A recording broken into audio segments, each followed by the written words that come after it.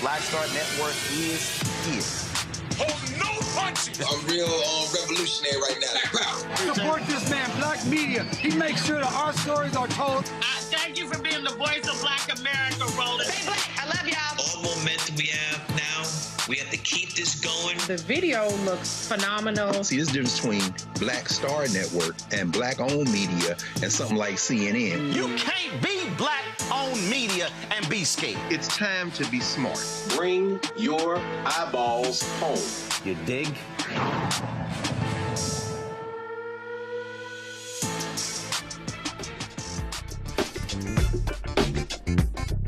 Hey folks, today is Monday, May 4th, 2026, coming up on Roland Martin Unfiltered, streaming live on the Black Star Network. There is a war on Black America, and it is from today's Republican Party. It did not take them long after last week's Supreme Court decision to immediately begin to target Black public officials all across the South. We will talk with folks from Texas, from Alabama, Mississippi, Tennessee, Florida, about what is going on and how they're being impacted. We'll also talk with a sister who's running to be on the Supreme Court of Georgia as well. We'll talk to two brothers who are suing the Trump administration for firing African Americans. We'll detail how they've been firing Black folks in the Pentagon. Michael Harriot of Contraband Camp will join us to talk about how Trump's budget destroys Black America. And Stephen A. Smith told Cam Newton he would love to see every Black person vote Republican in order for them to pay attention to Black folks. Well, Stephen A. is wrong. I'm going to explain to him historically how we did that and how Black people are voting Black interests. The conversation for the next 2 hours is not about a D or R. It's not about an elephant or a donkey. It's about Black. And that's our focus. It's time to bring the funk on Roland Martin Unfiltered on the Black Star Network. Let's go. He's got it. Whatever the miss, he's on it. Whatever it is, he's got the scoop, the fact, the find. And when it breaks, he's right on time and it's rolling. Best believe he's knowing. Putting it down from sports to news to politics. With entertainment just for kicks, he's rolling. It's on go, roll, y'all. It's Roland Martin, yeah. Rolling with Roland now. He's funk, he's fresh, he's real, the best, you know he's Roland Martin now.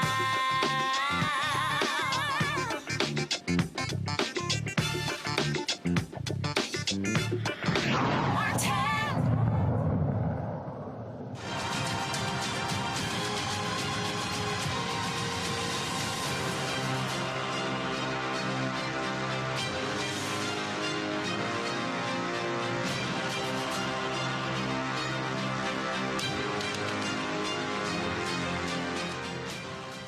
Folks, what we have seen over the past several days is the Republican Party saying we don't give a damn about African Americans. The actions taken have nothing to do with party. It's about limiting Black power. What we have seen over the past decade as the Republican Party angry that Black people were voting in huge numbers when Obama was elected in 2008 and 2012. And what they have done is target Black folks since then. We have seen voter IDs shutting down of various polling locations. We have seen them purging voters. What we have seen is a continual attack on the power of Black folks. The mistake that people make is they keep saying that, oh, you're shilling for the Democrats. You're trying to get us to support Democrat. No, our choice is very simple.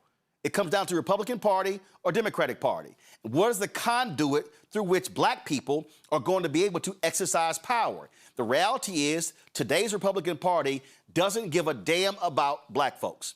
This is not the 1800s. This is not the early 1900s. What this party stands for today is to limit Black people's political power. And the Supreme Court decision, the Louisiana versus Calais decision, shows us this. Not even 24 hours after that decision came down, we saw Republican state legislatures all across the South announce special sessions. We have seen it in Alabama, Tennessee, Mississippi. Florida took action before the Supreme Court decision. The Mississippi governor actually said before the decision came down, we should call the session because we know how they're going to rule. Folks, we need to call this what it is, and that is an absolute attack on Black America by the Republican Party. And there should be a state of emergency in Black America with what is going on. What we should be looking to is having a freedom summer where we are educating, informing, and enlightening folks, signing people up. This must be the most aggressive Black voter campaign since the Civil Rights Movement. I kid you not. I am not sitting here being hyperbolic. What I'm saying that what we are witnessing are folks who want to cement white power, white supremacy. And this conservative right-wing Supreme Court is allowing Republicans to do that. They're instituting their will as opposed to what Congress decided with the passage of the 1965 Voting Rights Act. And so we must be responding in the most aggressive way possible. Let me first bring up as my guest, Kabir Kareem. He is the chair of the Mississippi Legislative Black Caucus. I'm glad to have you on the show. Here's the deal. We've covered the elections most recently. You had some special elections in Mississippi where the courts ordered the elections to take place that broke the Republican supermajority. We've seen the courts rule Supreme Court cases as well. The reality is your state, the higher percentage of Black folks in any state in the country, and Republicans, they want to wipe out this congressional seat of Congressman Benny Thompson, and they're going to wipe out state Senate seats, state representative seats, and seats all up and down the board. This will be the greatest loss of Black political power in Mississippi since the 1890 Constitutional Convention. First of all, thank you, Roland, for having me on your show today. You're absolutely right. These folks have lost their minds. They're already in the process of putting things in place. Even before the ruling came out, they had called a special session to handle a Supreme Court district where we only have one Supreme Court representative just on and we want another one. And so I really don't know what the governor is going to, what this special session is going to be about. But of course, the governor has to call and do what he wants to do. I want to bring to your audience hold tight 1 second. I'm having a serious issue with your connection. I'm hearing every other word. So if y'all can get that fixed, please let me know once we do that. Let me go to Tennessee, where we have our Charlene Oliver. She's a Tennessee state senator. In your state, we have seen the Republican governor, Bill Lee, call for a special session. They took apart the Nashville congressional seat, split it up into 3 or 4 different Republican seats. Now they want to turn Memphis into a red seat. And what Republicans are saying is if the whole state supports the Republican Party or they vote red, well, the whole state should be red. Well, Memphis ain't red. Memphis is blue, so they want to wipe out Black power in Memphis. And even though Steve Cohen, who's white, congressman, represents Memphis, that historically has been a seat held by an African-American. State Representative Justin Pearson is running against him in the primary. So they want a white conservative Republican to be representing Memphis. That's right, Roland. But you know what? Memphis has the right to choose who they want to be their representative. And if that's Congressman Cohen, so be it. If that's Representative Pearson, so be it. But they get that choice. And what's happening now with this special session is Republicans are trying to take that choice away from them and essentially steal another House seat so that Donald Trump can keep his majority in Congress.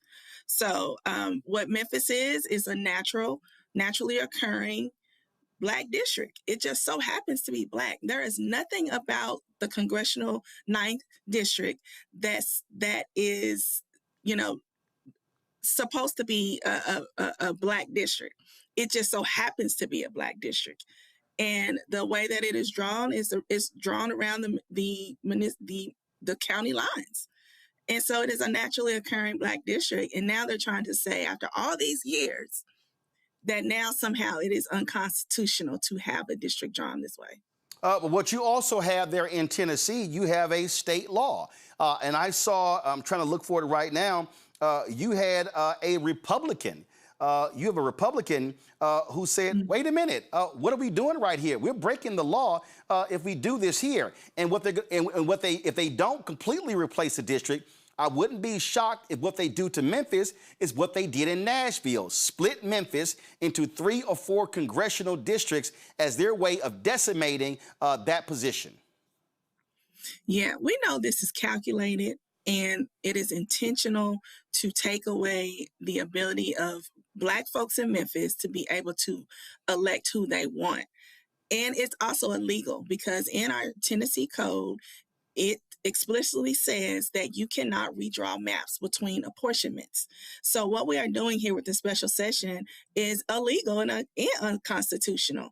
And so what the first things that they're probably going to do is have to change the law, which is such a far-reaching norm outside of what we've done when we redistrict in Tennessee. This is outside the norms of what we do when we redraw lines. So what do you need people to do? Listen, if they call a special session, what I keep saying, we have got to have our people flood the state legislature. We've got to be, doing all we can, protesting and making it loud. But while that is happening, we also got to be mobilizing and organizing and registering our people. So whatever they do, we maximize our power, because the problem is we can't have weak Black voter turnout. Tennessee, like every other southern state, they must feel maximum Black pain at the ballot box, and that means showing up in numbers that we have not seen since the election of Obama in 2008. That's right. We need people to, first of all, wake up to what's going on. We are in the Civil War. We are not doing it with bullets. We are doing it with the ballot at this point, and they are redrawing maps to do it. So we need people to show up at the Capitol in droves from Memphis to Mountain City.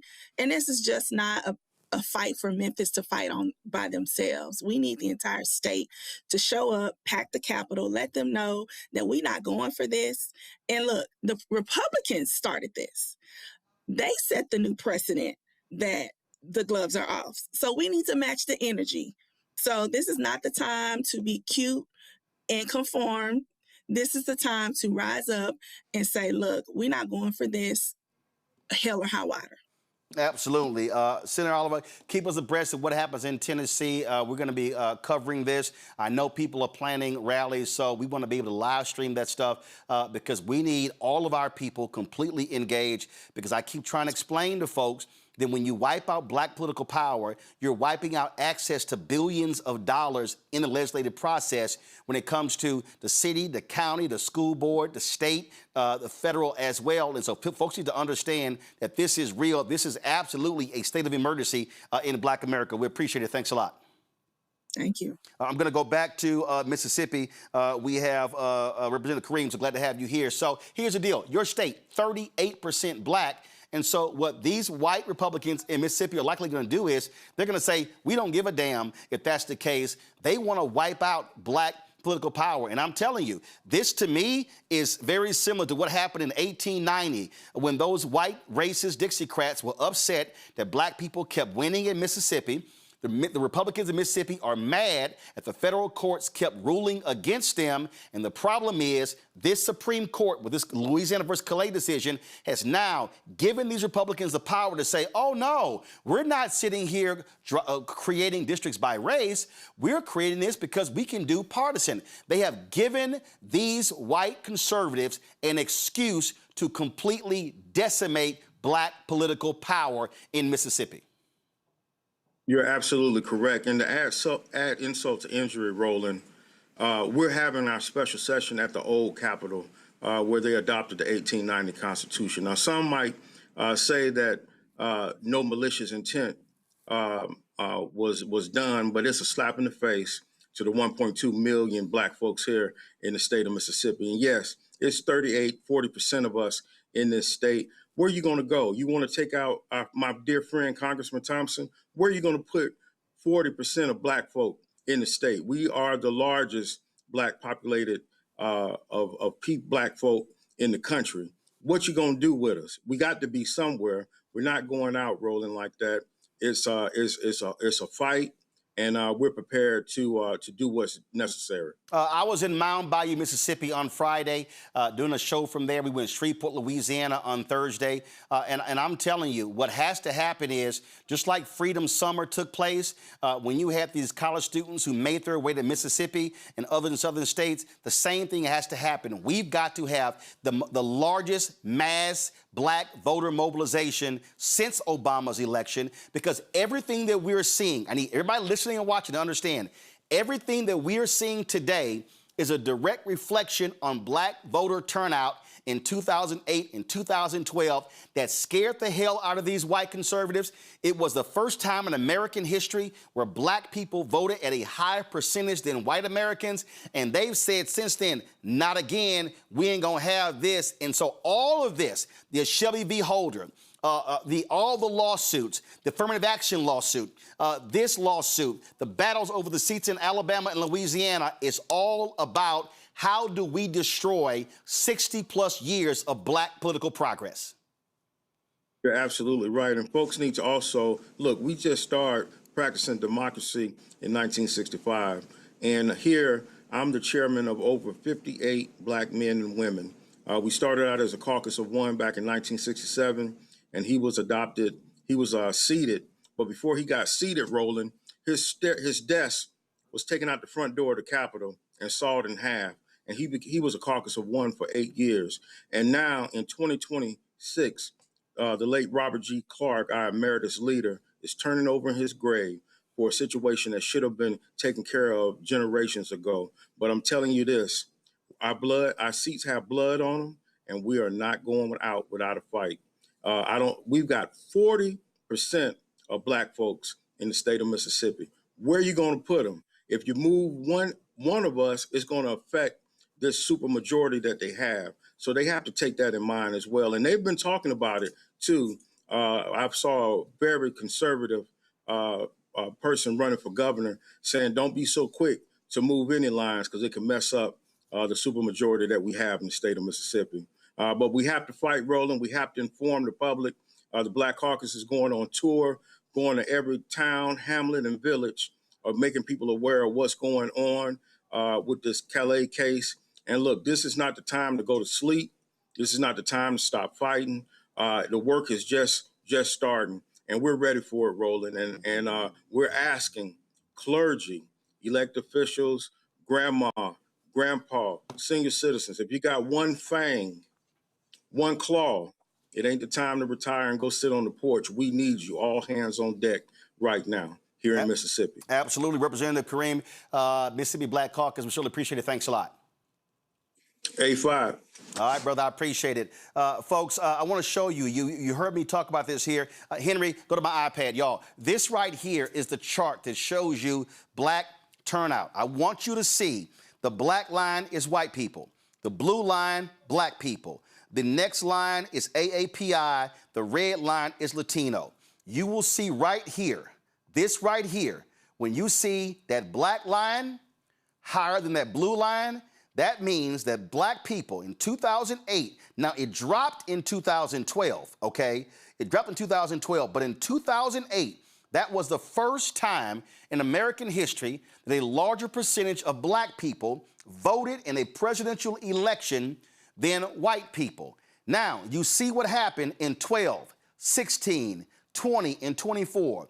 You saw a dramatic drop-off of black voter turnout from 2008 and 12 to 2016. You saw it go up in 2020 due to COVID. Then you saw it go down in 2024 when it was Vice President Kamala Harris running against Donald Trump. They have been seizing on this. And so when you see the stories about Donald Trump's black voter turnout, understand his number looks big when you had in the aggregate, the numbers actually drop. And so we have to understand that our decisions to sit on the couch, our decisions not to vote, our decisions to check out of a political process has played a role into where we are right now. Let me bring in right now the head of the Color of Change. I want to bring her in right now. They are launching an initiative next week that speaks to the need to voter turnout. Nadine Smith is president and CEO of Color of Change. I've been saying, this is a state of emergency. I need black people to wake the hell up, because what this is all about, this is not, a few seats. No, they want to wipe out anywhere from 19 to 24 members of the Congressional Black Caucus. But also, as we just heard in Mississippi, this is going to impact state senators, state reps, county commissioners, city council members, school boards, water districts. Wherever you have black representation, it's going to be impacted. So this decision, not only by losing that black political power, now you're losing access to the people who are going to be putting your interests in play up and down the political spectrum. So we're now talking about potentially billions of dollars being lost from black communities by not having black representation. And it's all because Republicans are saying we have to take out these black folks because they say too many of them vote Democratic. So we got to take them out, and they're going to use it, Nadine, under the disguise. Alito has allowed them to say, oh, no, we're doing this because they're Democrat. No, they are basically saying we're going to return more power to white voters than these black folks. Well, Roland, you're absolutely right. This is about fear of black power, economic, political, money, power, and respect. It always comes down to that. So this has been a constructed attack financially on the black community. It's not an accident that they went after teaching certificates and nursing, the Parent Plus scholarships, the Graduate Plus scholarships. Project 2025 is a systematic reverse engineering of the progress that has been made in this country when it comes to black people. And so to watch the Supreme Court that has been fully captured by the right finally fulfill, John Roberts' dream since he was a young lawyer in the Reagan Justice Department is to see fully their intent to drag us all the way back. And I'm glad you're talking 1800s, because yes, this is a rerun of the racist Supreme Court. This was how the court responded to Reconstruction. This is how the court responded to black men getting the vote. And this is how they are responding now to an America that is heading toward a multiracial democracy. And for them, they want that is not what they want. They want a white minority democracy that serves only them. And quite bluntly, if we're going back to the 1800s, let's talk about the Gilded Age. Trump calls this the Gilded Age, and he means it. He means that this country should be divided up by a handful of billionaires that are loyal to him, and that, the circumstances that we have to look backwards, back then it was the Pinkerton men busting people's heads, breaking up protests, killing people. Today it's ICE being deployed often to black-led cities. So we really have to understand the full scope of this attack, and we have to respond in multiple ways, including the fact that they're rigging the system, so we're going to have to overwin, not just win, but show up in numbers that show them that we're not going to sit back and let this happen. Look, again, I said I was in Mound Bayou, Mississippi on Friday, and I had been very critical of Isaiah T. Montgomery, one of the co-founders of that particular town, and we talked about it there, and people said that, I should have given him a little bit more grace. I did more reading, and Frederick Douglass was excoriating him because of his decision and what he had to say. And later, he came to conclude that his vote to strip black people from voting was a mistake, because he thought with time that these white folks were going to essentially soften up, and that's what it was all about. Well, guess what? This week, go to my iPad. This week, Clarence Thomas will set a record as the second longest Supreme Court justice in American history. And the reality is, what the white conservatives have done is use a black man to completely eradicate the power of black people. If you look at a lot of his rulings, when it comes to death penalty cases, when it comes to the ability to sue various states, when it comes to voting rights, we talk about Chief Justice John Roberts, who always wanted to get rid of the Voting Rights Act. Clarence Thomas has despised the Civil Rights Act and the Voting Rights Act and the Fair Housing Act. And so we are also here because a black man has been complicit in destroying black political advancement. Without a doubt. And he's been well compensated by that infrastructure for doing so. And that's a reality that we have to face. My grandparents are from Mound Bayou, born in Mound Bayou. My grandparents were part of the first interracial farming cooperative in the Mississippi Delta. And my grandfather was part of the Southern Tenant Farmers Union, organizing sharecroppers to fight back. And so I look to that history with some pride, but also for the blueprint for how we rise in these circumstances when the deck is stacked against us. And it's important to remember black voter registration in Louisiana in the 1870s, when the Supreme Court did then what they've done now, dropped from 130,000 people to 730 people. Because they put these onerous voter identification requirements, literacy tests, et cetera. And so we know the playbook. And when you know what your opponent is about to do, you have an obligation to outflank them. And that is what we're going to do. So yes, it's about registering voters, but it's about engaging people who've never thought of themselves as having a stake in this system. And it's about talking about a future that isn't simply rebuilding everything they've destroyed as they plunder our economy and line their own pockets. It's about building the America that excites people about being part of it. So that's the work that is ahead of us. Not simply talking about partisan politics, but about a future where people can see themselves in it, where they can see a financial security in that future, where they can see political power in that future, and where they can see respect. Money, power, and respect. Once they take your money, once they take your political power, they're going to take your respect as well. Tell us about this voter registration campaign that Color Change is going to be launching.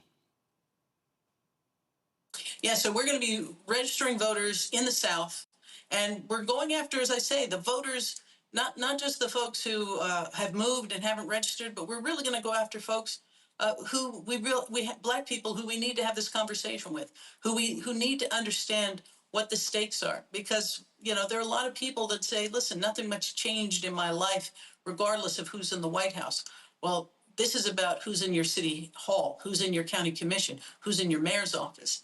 Every single seat, everything that affects your life is being determined by these maps that they are drawing and their ability to neutralize our vote. So we have a huge voter education process ahead of us, but we're not going to shy away from talking to the people who've lost faith in this system to show them that they have power. And if they didn't have power, this Republican Party, this Supreme Court, everything in their power to make sure you don't exercise it.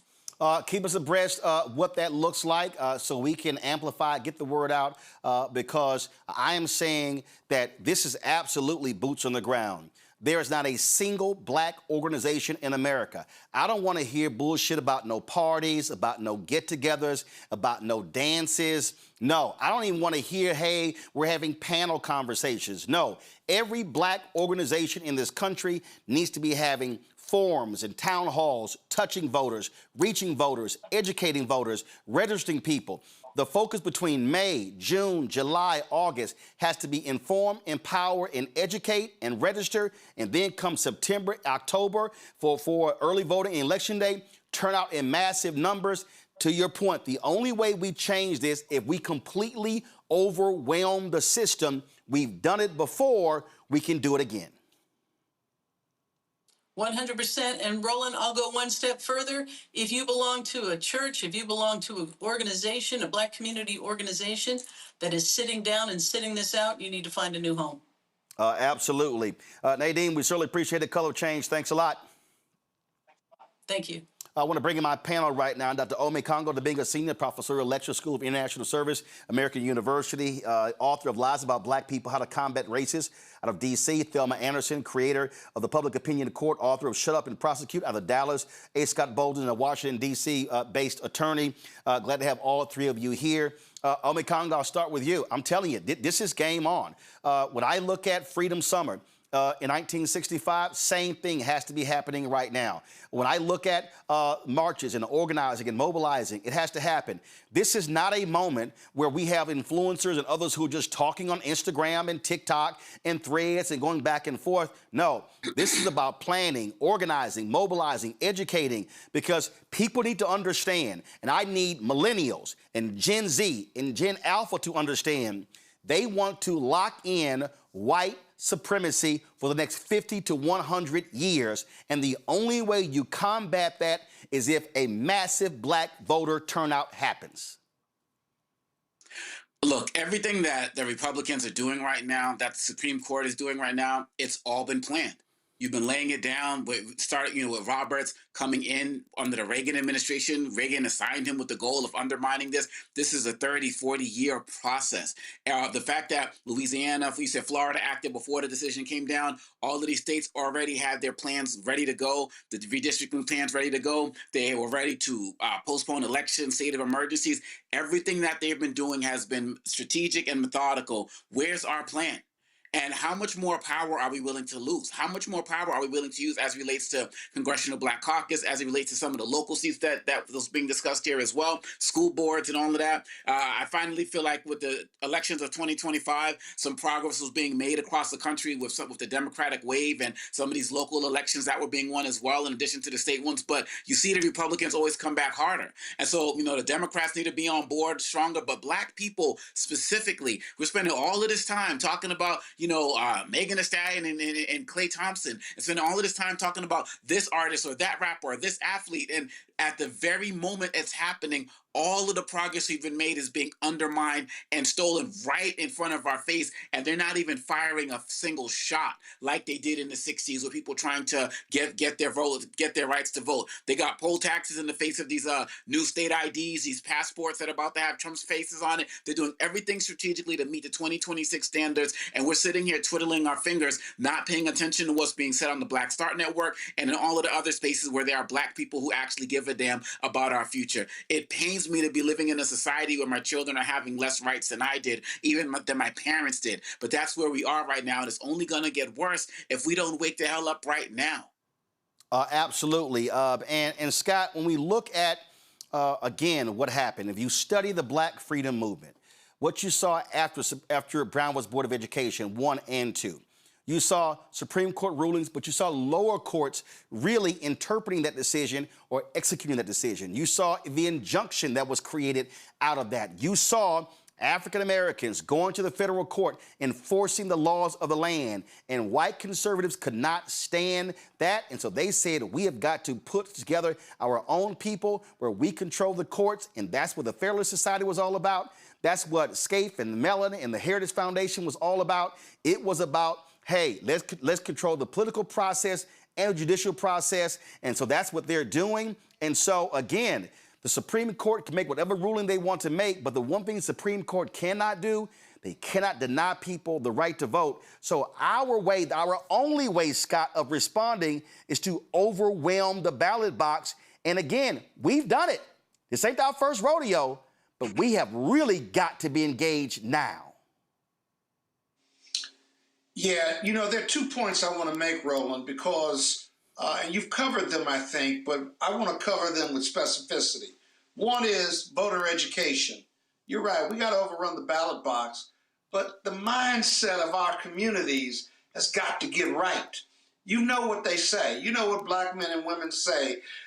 Government officials aren't going to make a difference. I don't like any of them.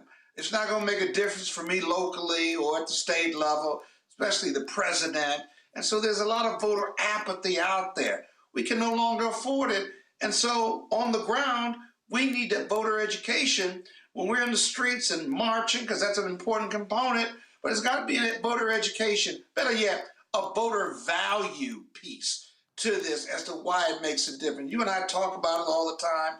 We are super voters, we're intellectual voters, but those brothers and sisters on the ground that are grinding, that are working class, poor folks, or people who want a better life where politics and economics and the laws can make a difference in their life, but they're not super voters. We got to get them to be super voters. And then with lawyers, the National Bar Association, even the ABA, we got to parse through these Supreme Court decisions and carve out adjustments, carve out carve-outs that say that Supreme Court decision did not gut Section 2. It may have practically, but we've got to create some creative arguments that say not so fast, and then approach the Article 3 courts with these carve-out arguments that may slow this train down. And instead of us moping around and saying, oh, they gutted it, they gutted it, they gutted it, how are we going to fight that? That ought to be our legal game plan or the component of this multi-pronged approach. I hope the National Bar and the ABA will come together on this and try to carve out those carve-outs. It's a multi-pronged approach. Of course it is. And Thelma, but my whole point is when I talk about educate, inform, enlighten, that means that black elected officials, churches, community groups, there should be weekly sessions everywhere in every city somewhere. I don't care. Every city across the South, every week, somebody should be having a teach-in. Somebody should be having a voter education mobilization a meeting where people are able to come out and we walk people through the electoral process, how what happens on the city and the county and the school board and the municipal and the DA and the judicial and the state and federal impacts your daily life. We can't assume people know this stuff. I can't, voting is the end of one process. Before voting, I got to get you registered. Before I got to get you registered, I got to get you informed and educated. And so that, to me, I've been saying is the missing piece. We have too many people hoping people show up. No, if you're in Houston, if you're in Dallas, every week between now and November, somebody should be having a voter education training session every single week. That's how it must start. You're absolutely right, Roland. And after seeing what I already knew what was going to happen with the Supreme Court case that was from Louisiana, I received a little bit of hope this weekend. And that was in the form of my 9-year-old twin niece, who sat me down and told me about the importance of Martin Luther King Jr. And I said to myself, the same thing that you said when we are in the middle of a new era of civil rights, and we have to put boots on the ground in order to salvage what these Republicans have intentionally done. We saw the writings on the wall in 2013 when the gerrymandering case went to the Supreme Court. And guess what the Democrats did? Sat on their ass. Black people can do only so much, and that's what we have to understand. We do our part. We don't worry about whoever is on the other side. We have to do our part. We have to show up. We have to educate. We have to energize ourselves, because we know when we do, we plays no games each and every time. When we looked at what happened at South Carolina State and how those kids saw that they needed to mobilize by 4:30 that day, in less than 24 hours, they received results. If we are not putting the resources into our HBCUs at this moment to mobilize and energize our up-and-coming politicians, doctors, lawyers, nurses, engineers, who are going to be our voice, we see what they're capable of doing. We have to stop with the cherry picking of who we're going to put in position to lead us to the finish line. This is not the time. We knew that this was coming. We know the Democrats are not going to save us. So we have to save ourselves. And the way that we do that is educate, showing up. If we are able to get on social media, baby, you better post something about the importance of voting each and every day. There is no excuse. We need to flood the algorithm, because if we don't, if we miss an opportunity not only to the grassroots, but to technology, they are going to continue to outpace us. Yep. We have to, because we are in dire need at the end of the day. We are. All right, folks, I got to take a quick break. When we come back, we're going to talk to two brothers who are suing the Trump administration for removing them from their appointed positions. Also, we're going to show you how Trump and Republicans have been targeting black folks in the military. Later, we're going to talk to Michael Harriot, how Donald Trump's budget is specifically targeting everything black. We're going to break this thing down for you. We're also going to hear from people in Texas who are organizing Freedom Summer. We're going to talk with the sister who is running for Georgia Supreme Court. And so it's a lot we're going to be covering. Also what's happening in Alabama. Folks, this entire 2-hour show is focused on how the GOP is a war on black America. I'm also going to play you something Stephen A. Smith said about how he would love for every black person to vote Republican. I'm going to walk you through the history regarding that and also show you present day how today's Republican Party is absolutely and completely anti-black and pro-white voter. Folks, you're watching Roland Martin Unfiltered on the Black Star Network. Back in a moment.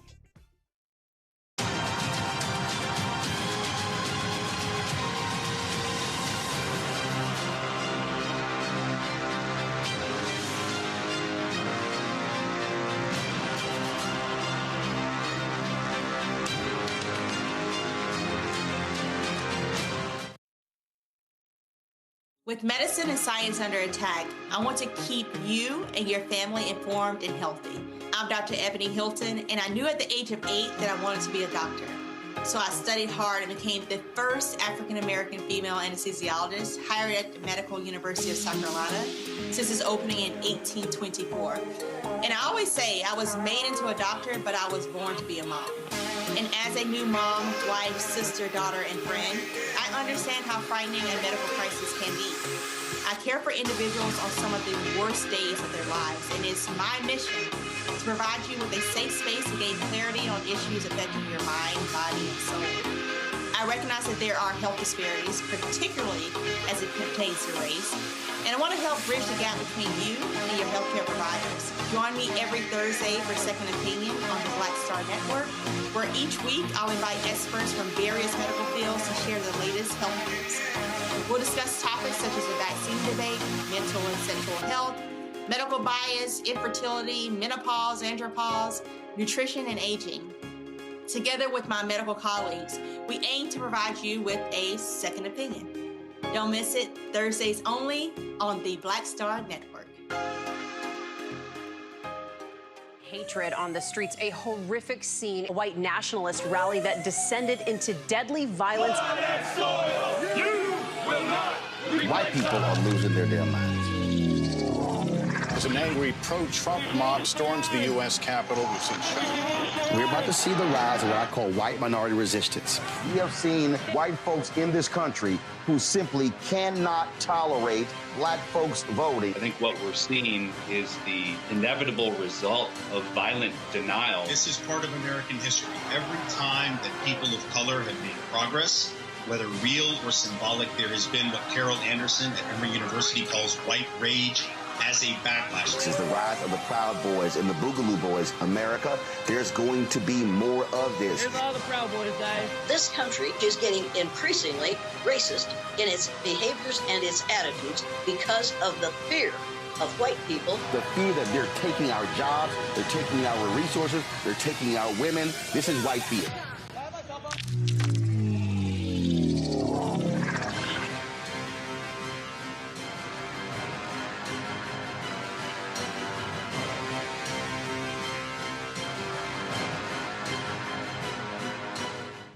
Hi, I'm Swing Cash, Basketball Hall of Famer, and you're watching Black Star Network.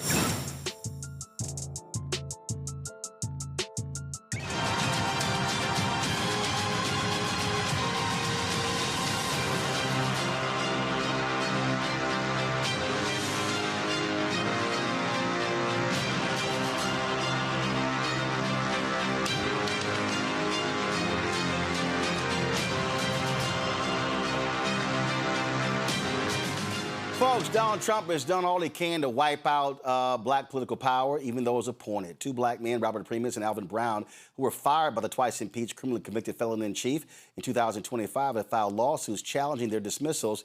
They argue that the White House did not have cause for their firing as required by law. Primus was a member of the U.S. Surface Transportation Board. Brown previously served as the vice chair of the National Transportation Safety Board. Both men claim the dismissal was a part of a broader pattern of discrimination against black leaders within the government. They both join me right now. I'm glad to have both of you here. Alvin, we had you in previously, and when you look at this here. Donald Trump went after the sister on the Federal Reserve. He went after the sister, brothers and sisters on other commissions as well. And sure, they fired different people, but in the Pentagon, Pete Hegseth, 60% of the people they've been getting rid of are African Americans and females. These people, they believe that white men are the most accomplished and should only be serving in positions. Well, you know, we're presenting with some troubling patterns all across the independent agencies. Black board members and commissioners have been removed at a highly disproportionately rate, and that's unacceptable. We know that at the end of the day, it's unacceptable, and that's why we're fighting hard to make sure that this doesn't happen again. No one get discriminated again. You know, it is, you know, targeting black leaders undermines the integrity and credibility of these institutions who's worked so hard to make sure that they bring on the best and the brightest, and that's African Americans. They are professionals, and we can do better than that, and it's unacceptable. And Robert, let's just be real clear what's going on here.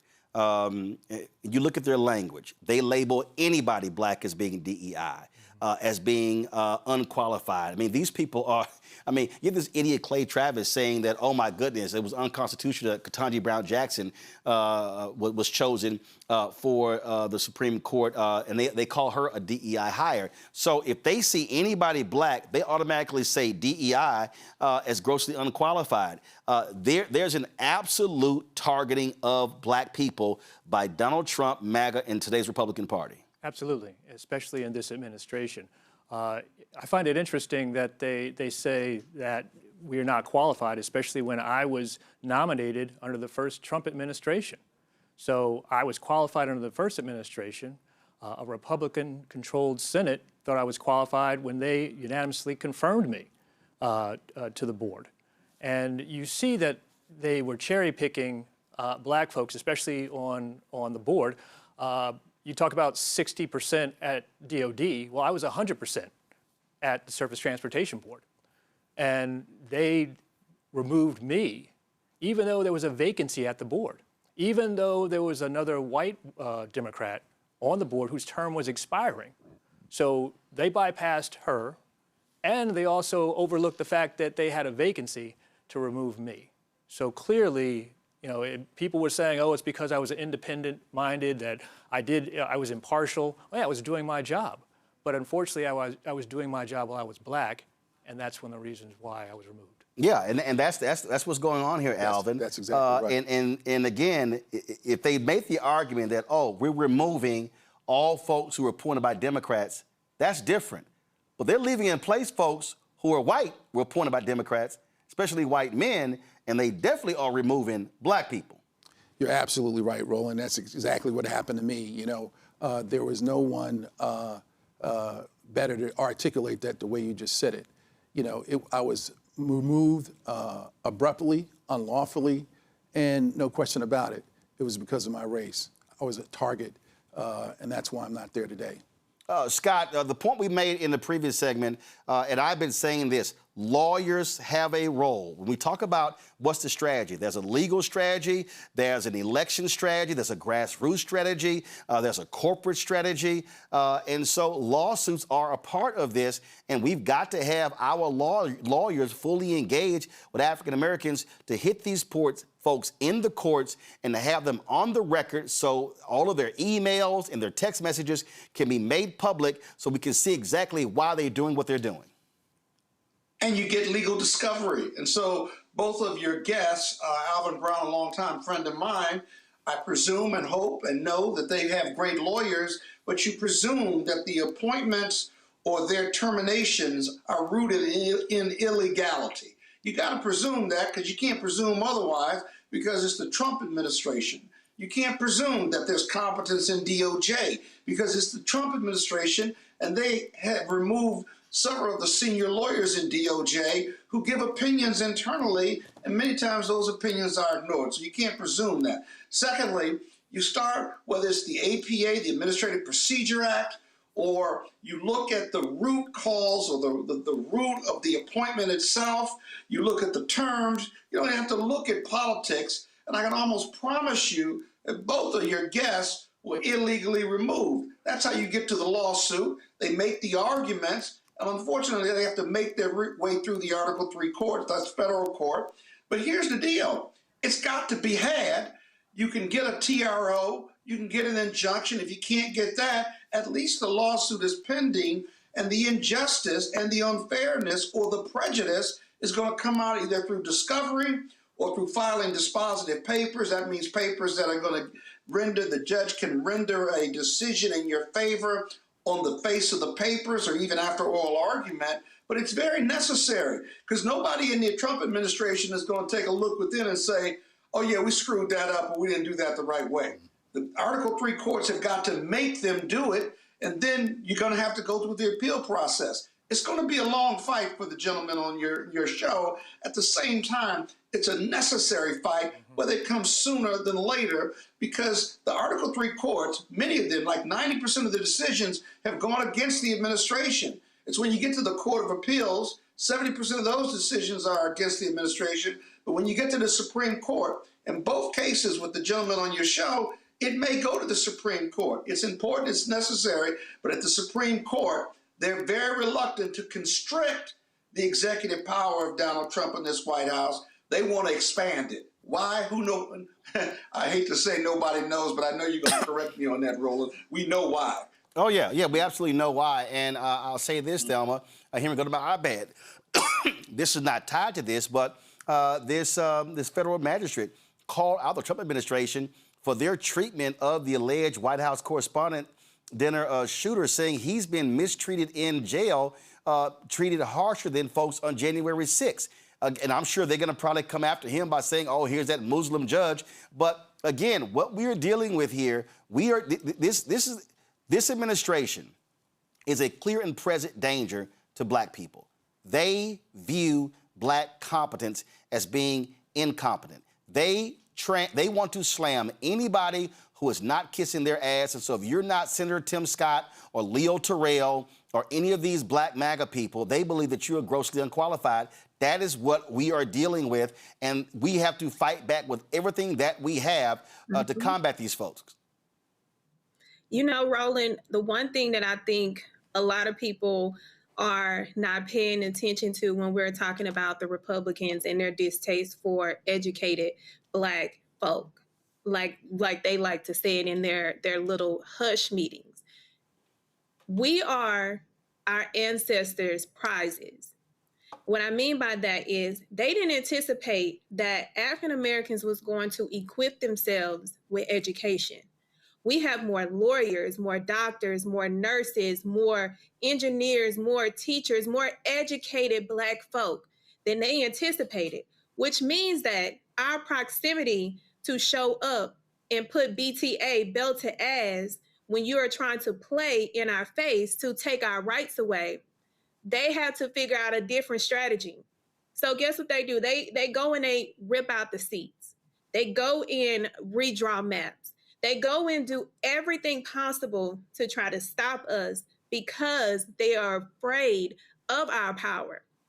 We got to stop being afraid of our power. We got to speak up. Be unapologetic in how you show up in the skin that you were born in. Because they are afraid of you means that you show up in your power and show them that, oh, we just not going to sit on the sidelines and allow you to take our seats. We have individuals that can go and fight you in court.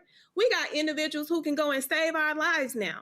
You no longer hold the key to African American success, but you will dangle like you do because your access to power and how y'all have equipped yourselves. But make no mistake, we are our ancestors' prizes, and we would never fold when we're talking about taking our rights away. Congo, question? My question is, what are you hearing on the inside from other Black people who are still in these spaces? I've heard across various Department of Education, so on and so forth, that they're seeing primarily white males who are being the ones kept on the job. What are you hearing from people who are still within the administration who are from our community? Alvin? Yeah, so obviously, the word is, and you hit it right on the head, that, they're replacing African Americans with white males, and that's what's happening. That's why since Trump got into office in his second term, over 75% of those who were fired were African Americans. And so they're replacing them with white men. And in some cases, no one's in a position. So that's the problem. And they're afraid for their jobs. Robert and I are the only two people who are suing President Trump. And so that says a lot in itself. But this is bigger than Robert and I. This is really about making sure this doesn't happen again to anyone else, to be removed unlawfully, as Scott Baldwin said, or be discriminated against. And that's why we're fighting for justice. Robert? I piggyback on what Alvin said. I mean, to be honest with you, there are very few Black individuals in the administration and in government that I know at the levels that we're at. Those who are below are keeping their head down. They're hoping that they're not picked, not singled out, like so many of our brothers and sisters have been over the past 2 years. And like Alvin said, this fight is not about my position. It's not about Alvin's position. It's about the rights of Blacks to have these positions, who are qualified and who deserve these positions. This goes back, as I've told Alvin, we've had this conversation. 1911, then President Woodrow Wilson, when he took office, one of his first acts were to remove Blacks from supervisory and managerial roles and segregate the government. And we were reeling for generations, lost generational wealth, lost access, and lost mobility in the federal government. We are at that same point now. It is Woodrow Wilson 2.0. Yep. And we need to realize that, not for me, not for Alvin, but for the future of Black folks qualified who deserve to have the opportunity to serve in this government. Woodrow Wilson, absolutely one of the most racist individuals to ever occupy the Oval Office. Robert, I appreciate it. Alvin, I appreciate it. Keep us abreast of what happens with your lawsuits. Thank you. Folks, going to go to a break. We come back. We're going to talk about how Trump's budget is anti-Black. We're going to hear from folks out of Florida and Alabama, what's happening with redistricting there. We're going to talk to a sister who's running for the Supreme Court in Georgia. Also, I'm going to walk y'all through the history of Black folks voting Republican. Stephen A. Smith said something on Cam Newton's podcast that captured my attention. I was texting Stephen A. earlier. And I need people to understand, Black people have always voted in Black people's interests. This notion that we just give our vote away to Democrats is actually a flat-out bullshit lie. I'm going to walk y'all through that. You're watching Roland Martin Unfiltered on the Black Star Network. Be sure to support the work that we do. Join our Bring the Funk fan club. Our goal is to get 20,000 of our fans contributing on average $50 each a year. That's $4.19 a month, 13 cents a day. Support this show, the 5 other shows on the Black Star Network. We've had more than 47,000 folks who've contributed over our last 7.5 years. And listen, we don't suppress our content. We don't hide it behind paywall. We have it free and open, so your support is critical. It ain't like we got millionaires and billionaires cutting us checks for the content, and so we depend on your support. So if you want to do so, please contribute via Cash App. This is Stripe QR code. You see it right here on the screen. It's also for credit cards, checks and money order. Make it payable to Roland Martin Unfiltered, P.O. Box 57196, Washington, D.C. 20037 0196. PayPal's R Martin Unfiltered, Venmo's RM Unfiltered, Zelle, Roland at RolandSMartin.com, Roland at RolandMartinUnfiltered.com. We'll be right back.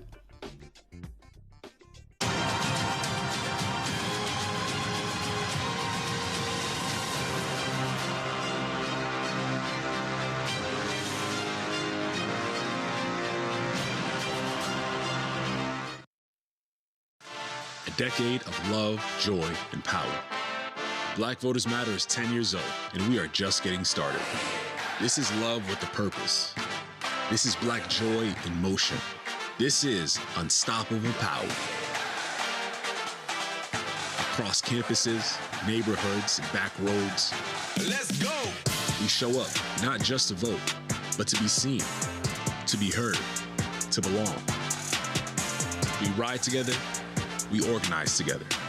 We remind each other that our voices matter, because they always have. Black Voters Matter is about more than ballots. It's about housing and healthcare, clean water and living wages, education, reproductive freedom, and dignity.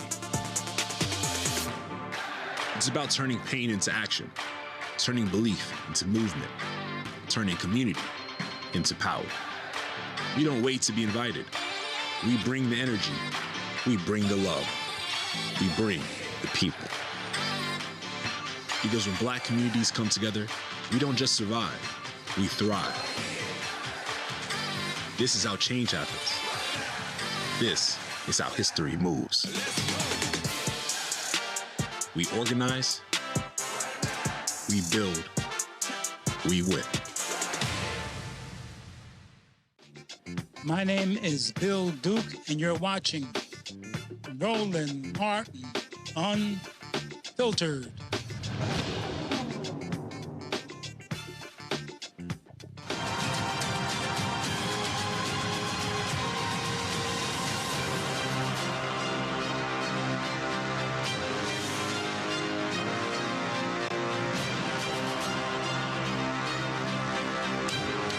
All right, y'all, so I'm walking y'all through how the Republican Party is trying to destroy Black America. I have been telling y'all since Trump's inauguration, they've been trying to defund Black America. They have been targeting education, economics, health, civil rights, social justice, every single part of our existence, because what they want to do is cement white power, cement their control in so many of these areas. I'm not providing you emotion. I'm walking you through exactly what it is that they're doing. So this battle right now, when it comes to redistricting and gerrymandering, for Florida, it's not a new one. 2022, the last time, Governor Ron DeSantis, literally wiped out Black congressional districts. He forced it through. Republicans didn't want to do it. He still did it. He drew the maps, not the legislature. What did he do this year? The exact same thing. You have folks like Representative Angie Nixon, who was fighting it, who was arguing, but no, he pushed it through as well. This is what we are seeing take place right now with these Republicans in Florida, because they want to decimate power. But here's what's crazy. The Miami Herald has a story that lays out how they are empowering white voters even over Hispanic voters. So this Supreme Court decision, the Louisiana versus Calais decision, really is advancing white rights. They are suggesting that white people are being discriminated against because you have these minority districts, which is utter nonsense. So they want more white people in power than they have right now. So here you have, if you take Florida and Texas, okay, the population shifts in those two states are driven by people of color, not white people, by people of color. But white Republicans are rewarding white people on the backs of minority population. That's how dastardly these Republicans are operating all across the country. Michelle Rayner is a Florida State Representative. She joins us right now. I'm glad to have you here. Representative Rayner, they drove these maps through, and what's interesting, after the House voted, he had some applause. Representative Nixon was protesting with a megaphone. Somebody posted when the Senate passed it 21-17, they said normally when the Republicans in the Senate pass something, they applaud. They said nobody applauded because even they knew what DeSantis did here was absolutely wrong and in violation of the Florida Constitution. For people who don't know, explain to them why he violated the Florida Constitution. Well, Roland, it's so good to be here with you. It feels like Groundhog's Day because when we did the maps in 2022, I was actually on your show. So now to be back, 4 years later is actually insane. And I mean, there's no other way to say it. So in 2010, Florida passed, Florida voters voted on the Fair District Amendment, saying that no congressional district, no state Senate district or state House district should be divided up by partisan party or to favor an incumbent. What, if you recall, the night before the maps were even given to legislators, Ron DeSantis, he released the map to Fox News, and it was a partisan map. And the color overlay was the exact map that we voted on Wednesday. It was also the map that his map maker said I was the only one that drew, that we use partisan data, which is in violation of the Florida Constitution. And also furthermore, it is the legislature's job, it's under the legislature's purview to draw maps to have this process go forward. Now, the governor can offer whatever map he wants, but this map was basically said to us, we're giving you this map. There's no meaningful legislative input. There's no meaningful debate. And in fact, they refused, the map maker and the governor's attorney refused to go under oath in the Florida House. And Republicans allowed them not to go under oath when asking questions. So right now you have a governor that has said the quiet part out loud since he's been in office. He has told us even before he got into office, when he was debating Andrew Gillum, when he said, Florida, don't monkey this up, to the point that we're at now. And he's a lame duck governor. So the quiet part is actually happening in real time. Yeah, and I need people to understand, again, they stole black seats last time. They want to eliminate black seats this time. They want to decimate Hispanic voters. This map in Florida is all about increasing white power in Florida. Exactly. The map is shameful.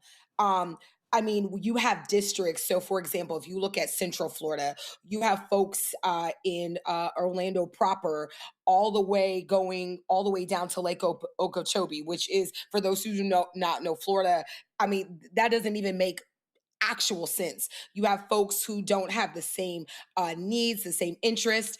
You are eliminating Democratic districts, those districts that are driven by Black voters, and those districts that are often elect Black congressional members. You have literally chopped it up. And it was literally unbelievable, because I don't know if you had an opportunity to watch any of the bill sponsor answer questions in the House. She could not answer a single question when we questioned her on the map. I am a lawyer by trade. I do civil rights work as well. So when we're asking her very pointed questions and following back up, all she could say is, I don't know, because they think they're not going to get deposed. They think that they're going to be safe from a lawsuit. But I have news to tell them. They're not going to be safe. The lawsuits have already been filed. More are coming. And what I would encourage people, and you've said this, while this is happening in Florida, we have an opportunity as Black folks. We need to organize. I say this all the time. We have to organize. We have to mobilize. You have to find a political home. And I don't mean a political party. I mean, whether it's the NAACP, whether it is Equal Ground, whether it's Justice Over Everything, you need to find a group of people, and then you need to vote. Because in the words of Chris Brown, that great philosopher, a lot of us are standing outside of the club hating, and we can't even get in. And we're not getting in because we're not organizing, we're not mobilizing, we're not finding a political home, and we're not voting. Now, last question for you. Where are Latinos? Go to my iPad, Henry. They've cracked. There was a majority Latino district. They've now split them up into two separate districts. Are Latinos making noise? Because when I look at this whole gerrymandering, I see Black folks fighting. Latinos in Florida better realize they getting screwed too.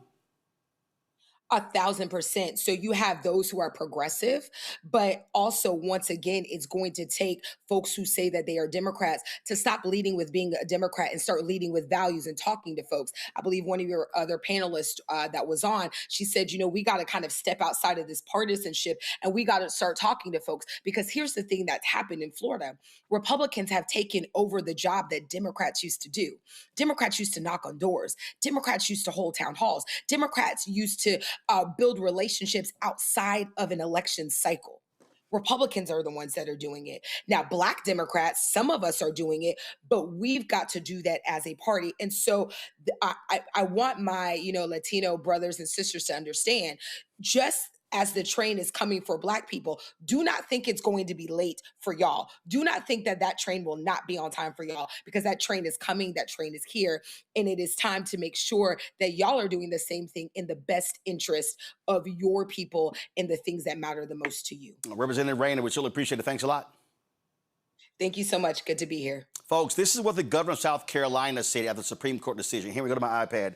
The U.S. Supreme Court upheld South Carolina's current congressional map in 2024 in light of the court's most recent decision on the Voting Rights Act. It would be appropriate for the General Assembly to ensure that South Carolina's congressional map still complies with all requirements of federal law and the U.S. Constitution. And let me give y'all some insight, which is hilarious. So all of these Republicans drew these maps. Texas did it, others, saying race was not a factor. Well, then the Trump administration sends Texas a letter saying, oh, race was a factor. So Texas was defending the map they approved by saying race wasn't a factor. But then all of a sudden they did gerrymandering, saying, well, they told us it was. But the court never affirmed that. So then the Supreme Court decision comes down. So they all go, oh, well, yeah, now they're trying to say, oh, no. I know we said race wasn't a factor. Now race is a factor, so now we got to change it. And so South Carolina, this is the current map of South Carolina. You see right here, there are 6 congressional districts, and of course, the blue one, that's Congressman Jim Clyburn. So there are a lot of Republicans who want to get rid of that particular district. Joining us right now is South Carolina Representative Hamilton Grant.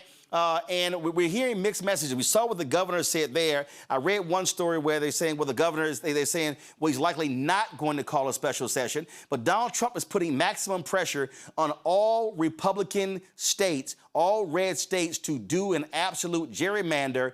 And Nancy Mace and others, they absolutely want to wipe out Congressman Clyburn's district. We're talking a lot of Black people in South Carolina. Yeah, it's almost like when Donald Trump told the Proud Boys to stand back and stand by. It's how I took what the governor said yesterday about redrawing maps. Now, one thing that I have heard from Republicans is that they have no interest in redrawing the maps that the Supreme Court upheld, because by the time they go through that and fight it again through litigation, we'll be at census time again. And so I don't think that that's what they want to do, but every single Republican gubernatorial candidate is pushing this effort, is pushing this notion that we need to get rid of the 6th congressional district. And Roland, as you just showed, if you get rid of the 6th congressional district with all those African-American voters, they have to go somewhere.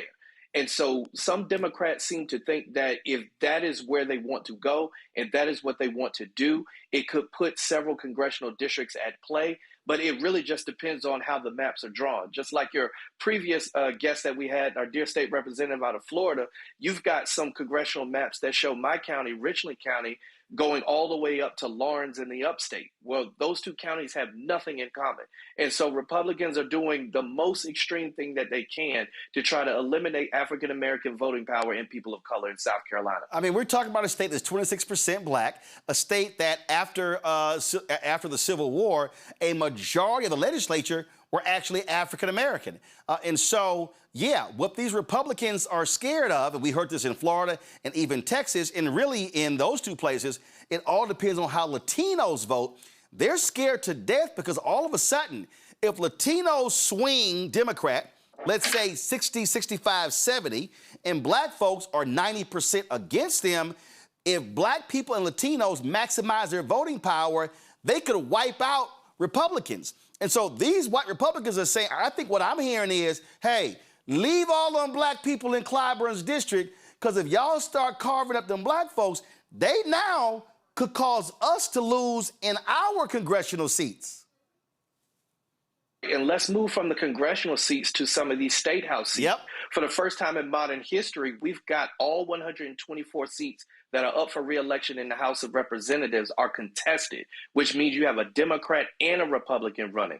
For far too long in this state, Republicans have done the electric slide through the primaries and into November because there were no Democrats challenging that. Gone are the days of that. Roland, I just stepped out from a gubernatorial candidate forum, and this is the number one issue that they are talking about. making sure that we are maximizing and turning out the votes so that we can flip seats, so we come out of the super minority in the House of Representatives and gain some more power in the legislature so that we can protect our representation. What we have seen in the past is that Republicans will take powerful black seats with black legislators, put them up against each other, and make sure that one goes home that they can tolerate instead of keeping both of them. And it's game's over for that. We've got to make sure that we've maximized the turnout, maximize the momentum, and make sure that we protect not only our congressional representation, but our House and our Senate representation at the State House as well. And the point that you just said that I have been yelling and screaming, you must maximize your power. We should have black turnout at a minimum 70%. It needs to be 80, 85. And I have been saying, Representative, if black people turned out at 70, 75, 80, 85% of our capacity, we literally sweep elections all across the country.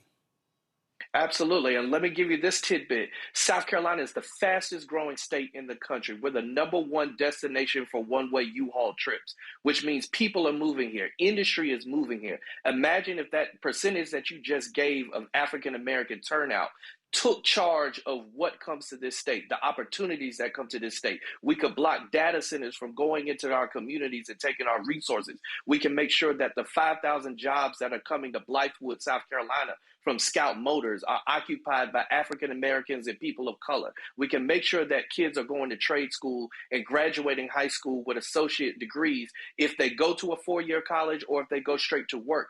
African Americans can and must do better in the state of South Carolina, and it's time that we show up to the polls to make sure we protect our representation. All right, then, Representative, I certainly appreciate it. Thanks a bunch. Keep us abreast of what's happening there in South Carolina because we've got to we got to stay on this. Representative Grant, thanks a lot.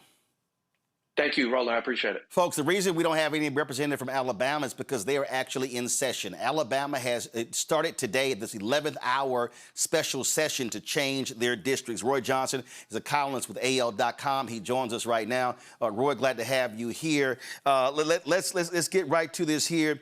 92% of all of Alabama's population growth has been because of people of color, and the white Republicans in Alabama, they want an all-white congressional district. They want to wipe out the congressional seat of Shamari Figures, that seat that was created through battles in the courtroom. They want to wipe out Congresswoman Terry Sewell's seat in Alabama. Yeah, and they've been very clear about it. They have been blatant about it. They have not been shy at all. One of their better, hey, we just want to send an all-Republican contingent to Congress. They don't just want every seat at the table else to be in the room. But a democracy is one in which all voices, it is one in which ideas and perspectives are then. All right, Roy, hold tight 1 second. For some reason, you're skipping in every other word. So let's get his signal straight, and so we can get that going. So let me know when we fix this signal. Okay, y'all, Henry, go to my iPad, y'all. So this is Alabama's map, as you see right here. So this is what they want. They want this entire map to be red. So the argument that they are making, and the argument Republicans are making in Mississippi, in Tennessee, even in Florida, is that, oh, because our state is red, then our whole congressional district must be red. Now, y'all got to remember, congressional districts are anywhere from 750 to 850,000 people. So it's not based upon how your entire state votes. So that's their argument. Now, here's my whole deal. Okay, if Republicans in the South are saying that, hey, so goes our state, we should make our entire delegation red, well, guess what? Democrats in Maryland should tell that state Senate president, sit your ass down and take out that one Republican in Maryland. Illinois should say, we're going to make the entire Illinois delegation blue. New York State, we're going to make the entire delegation blue. California should say, we're going to have a 52-0 map. See, you got to fight fire with fire, because what these people want to do, see, y'all, what they're trying to say is, oh, no, we're not wiping out black people. We're making this a Democrat-Republican thing. No. They're wiping out black power. And what we should be telling Democrats, if they go there, you should go there as well. You want to go to war? Let's go to war. Hopefully we got Roy's signal fixed. Roy, you still there? Okay, all right, so we're going to get Roy's signal fixed. Let me know when we have that fixed. I want to pull in Michael Harrod. He's, of course, founder of Contraband Camp. And Michael, I've been positioning this whole thing. That's why I have this graphic, the GOP war on Black America. And again, I ain't dealing in emotion. I'm dealing in facts. And the reality is I look at exactly the data. I look at what they are doing. So here's a perfect example. And so I saw this video of Stephen A. Smith on Cam Newton's podcast. And Stephen A. said something that I thought was interesting. Y'all go ahead and roll it. I wish for one election that every black person would vote Republican. What? How can you say that? I said, it's simple. Since 1964, the black folks, we have been giving our vote to the Democratic Party at an exorbitant rate. Therefore, they know they got our vote, and they don't have to cater to us as much as we need them to. The Republicans know they'll never get our vote, so they don't give a damn about us. And as a result, we're the only community in America devoid of representation, which is why we're considered disenfranchised. I'm tired of that. What I want is to put ourselves as a community in a position where both parties have to work to get our vote. Can I ask you this? Okay. All right. Do you think you come to me? All right. So I texted Stephen A. earlier about that, and I'd sent him some information, and I got no problem saying it. Here's the deal why he's wrong. Because what he just said, we've always done that. Always. Black people were hardcore Republican voters after the Emancipation Proclamation and the end of the Civil War. Black people were hardcore Republicans from the 1800s through 1964. Y'all, these are facts, okay? Now, understand, when you look at, matter of fact, Ted Cruz, if y'all want to laugh, Ted Cruz actually posted this stupid-ass tweet where he tried to ask Grok, was it true, of what he read? And it said the first 20, it was something like the first 23 black members of Congress were Republican. And he goes, Grok, is this true? And I was like, dumbass, you didn't pay any attention in history class? We all know that was true. Black people were riding with Republicans because radical Republicans pushed through the 13th, 14th, and 15th Amendment. It was Southern Democrats who were fighting Republicans. Now, when the Great Compromise of 1877 happened, guess what? Republicans sold black people out. Black Republicans called out Republicans by saying, y'all sold us out, y'all left us out to pasture. Congressman White gives his Great Phoenix speech. He was the last African-American who was in Congress from North Carolina, and he gave that great speech on the floor of the House. Now, guess what? Herbert Hoover was a Republican president. Herbert Hoover was the leader of the Lily White Party. Herbert Hoover, black people still voted for Herbert Hoover because Democrats were worse. What happens in 1948? You now begin to see Democrats nationally begin to embrace. They put civil rights in their plank. Of course, Senator Hubert Humphrey gives a passionate speech on the floor. He was fighting Southern Democrats. Now you begin to see the crack. People go, okay, all right, because black people were saying, well, Republicans ain't really riding with us. So you go to 52, 56, then you get to 60. Jackie Robinson, black Republican, was employing Richard Nixon to do more to get black people's vote. Kennedy was sitting here being aggressive with it. Black folks shifted, solidified black support to Stephen A. started in 64 when Senator Barry Goldwater opposed the 1964 Civil Rights Act. Black people said, oh, hell no. Jackie Robinson, black Republican, campaigned against LBJ.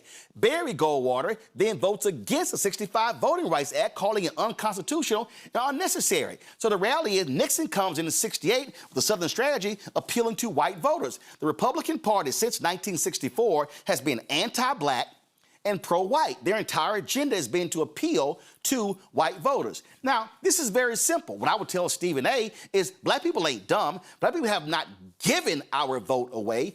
Black people have made the decision that white people have not weighed. Black people, I need all y'all people who love saying, yeah, you a shield for the Democratic Party. Just listen to this here. Black people have always been smart with our vote. Because you know what we said? We said, okay, who is fighting for our best interests? From 1865 through 1960, it was Republicans. Black people said, here my agenda. Who is supporting my agenda? Which one of y'all? And it was Republican. And then when Democrats embraced black agenda and Republicans didn't, black people went, we voting Democrat. Y'all, this is the equivalent of being at a dance and you want to dance.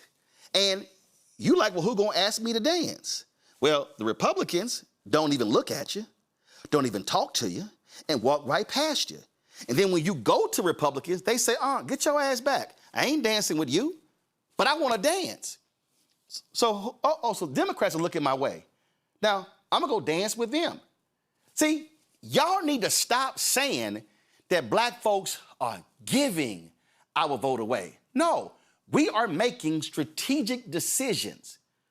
So when Stephen A. says they should compete, Stephen A., Republicans do not want to compete for the black vote because they benefit from the white vote. No Democratic president has gotten a majority of the white vote since '64. There's a reason, because they support the pro-white supremacist party. I'm gonna give you some data before I bring up Michael Harriot.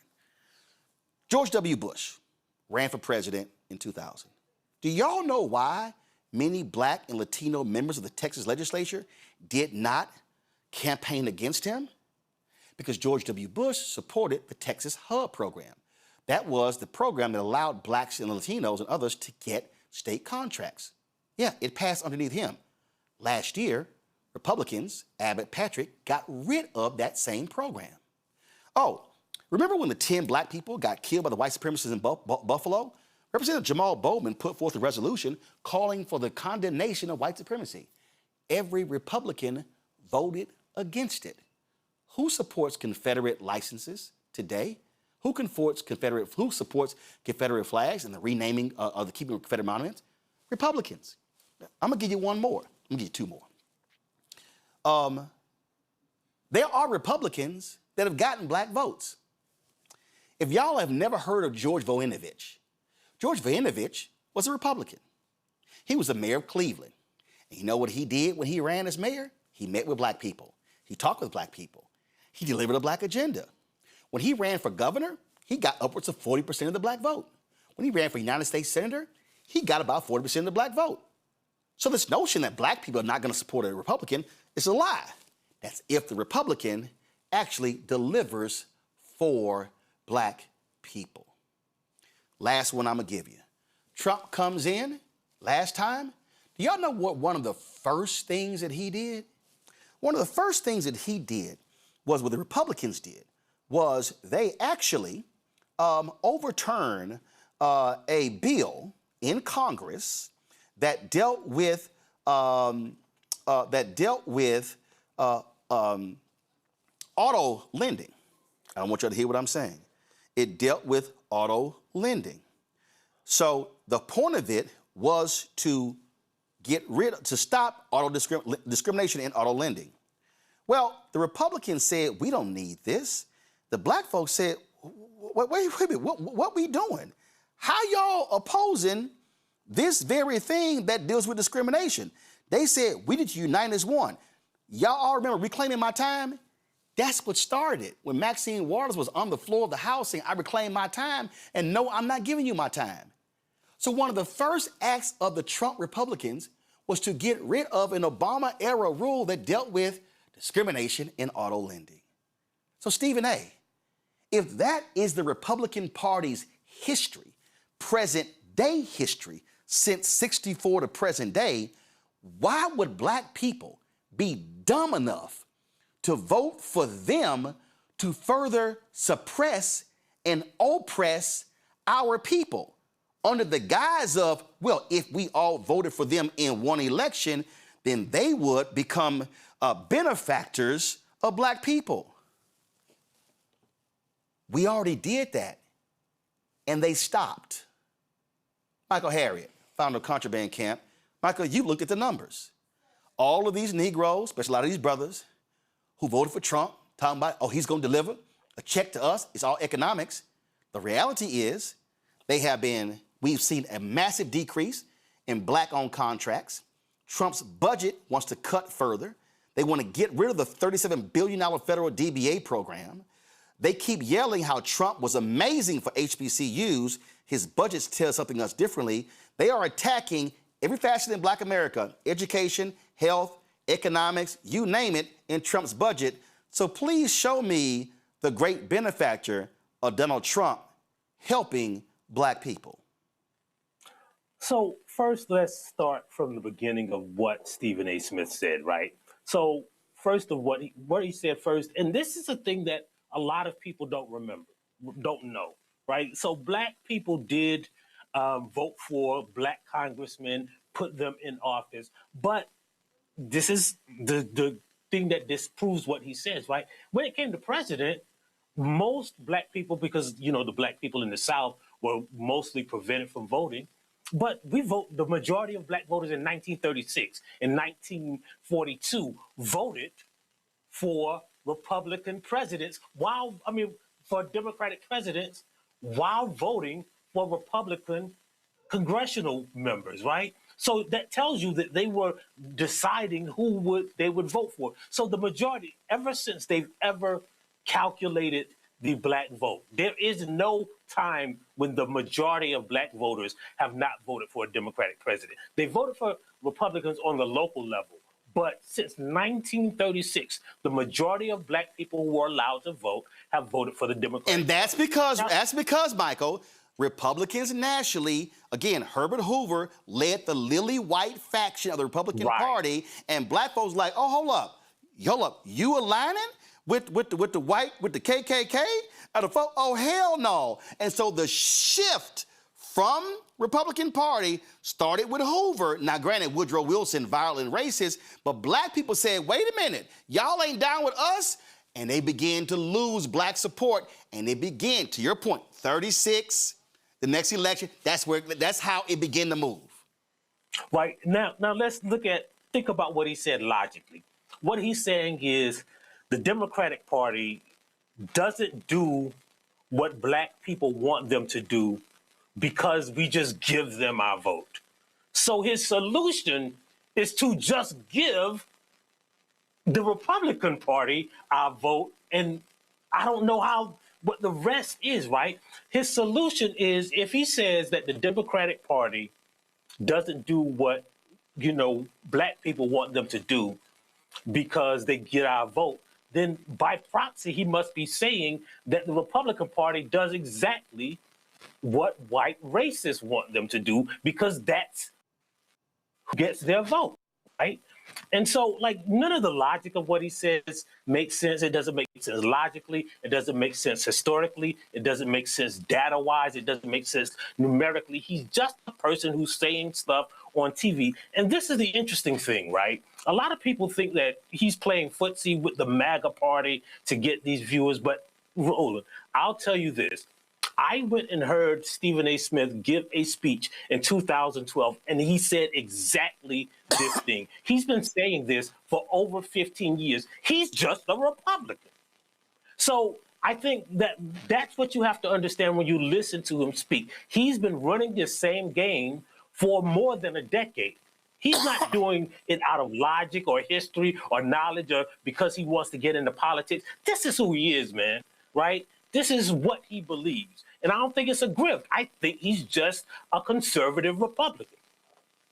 And my deal is very simple. I deal in facts, not emotion, and the data is the data. And I reached out to you because you did a piece on how Trump is trying to, frankly, defund HBCUs while trying to claim he did the most for HBCUs. But if you go through the budget that Russell Vought, Trump's head of the Office of Management and Budget, presented to Congress, it is an anti-Black budget, period. Right. Every year I go through the book says, well, this is the things that every budget, Biden, Trump, regardless of the president, does, right? And so our piece comes out tomorrow on the 2027 budget. But instead of going like the top 10 things, I went through every agency, right? So what he wants to do is use every agency to defund the stuff that he can't do with executive order, right? Remember that there was this directive that he signed, right, to take away the changes that Biden made for black farmers. And the court knocked that down. Well, his new budget says, hey, we're just going to get rid of that whole program, right? So he's going to defund that program in the Department of Agriculture. And we think of like the big departments, but this is one thing in every department that's basically anti-black, right? He wants to get rid of every department's Office of Civil Rights, right? He wants to defund anything that has black or indigenous or immigrant attached to it. He wants to defund the Minority Business Development Program, right? A judge said he couldn't do it unilaterally. Now he does it through the budget. So he's asking Congress and these mainstream Republicans, remember, this is not just Trump's budget. He doesn't get to do this unless his colleagues accept this too. So it's not just a Trump thing, right? This is a Republican agenda. Yes. An anti-black agenda that it goes through every agency in the federal government. And that anti-black Republican agenda is the House, is the Senate, and extends down to Republican-controlled states as well. Right. And like there are some stuff that you won't hear about on the news and they won't tell you about unless you just dig into it for yourself. For example, right, in the Biden bill that was the American Rescue Act, they had this program, right, called Increasing Land Capital and Market Access Program. It was basically a program that gave funds to nonprofits that helped black farmers retain their land. Trump's budget defunds that, right? And he uses this thing, right, that basically says like they're using it for stuff to buy stuff for bathrooms and soap and all of that. And what's happening is there are a bunch of black farmers who are growing the vegetable that you use to make loofahs and selling them to soap companies, right? And they're making money, right, by selling this product that they grow. It's a farming program. Trump wants to defund it, and he's trying to convince them that, oh man, they just want you to buy them some washcloths. It's crazy, this budget, when you dig into it, right? He wants to defund anything that has to do with maternal health or health disparities among minority people. It's a very draconian, fascist budget that is tailored to appeal to white supremacy. Absolutely. And so, folks, I want to thank Michael Harriet with the Contraband Camp. I wanted him to walk through. And y'all, this ain't emotion. This is not us saying, oh, the D's are better than the R's. We choosing donkey over the elephant. No, we're choosing black. And when you choose black, you are smart enough to know who I'm sitting here looking at that's going, well, I can actually speak to my interests. Folks, subscribe to contrabandcamp.com, contrabandcamp.com. Great information that Michael Harriet does with Contraband Camp. Please support them as best you can. Michael, thanks a lot. Thanks for having me. Roy Johnson still with us, AL.com. Roy, we were talking about Alabama. Republicans are moving swiftly. And again, they could wipe out the two African Americans representing Alabama. And so that would just screw so many black people in Alabama by saying, hey, y'all won't have any representative because we're going to assign you to white members of Congress. Yeah, Republicans here are being very blatant about their desire to the African-American power, to dilute the voting power of 27% of Alabamians in this state by essentially saying, and House Speaker Nathan Ledbetter said this, that this must send all Republicans to Congress, that it has the right to do that. And what they're saying is, yes, we're going to erase Terry Sewell. We're going to erase some figures. And that if you aren't for us Republicans, then not only do we want every seat at the table, we want every seat in the room. We don't want anybody to be in the room. And I don't know about you, Roland, but for me, a democracy, as I said earlier, is a place where all perspectives are debated and dissected before a fair vote is taken and counted. And they don't want that to happen. So today in the Alabama legislature, the special session that Governor Ivey called right after saying she would not call one. They introduced HB1. And this bill is not so much a redrawing of maps. It's not a redistricting bill. It is a Hail Mary. It is a contingency bill.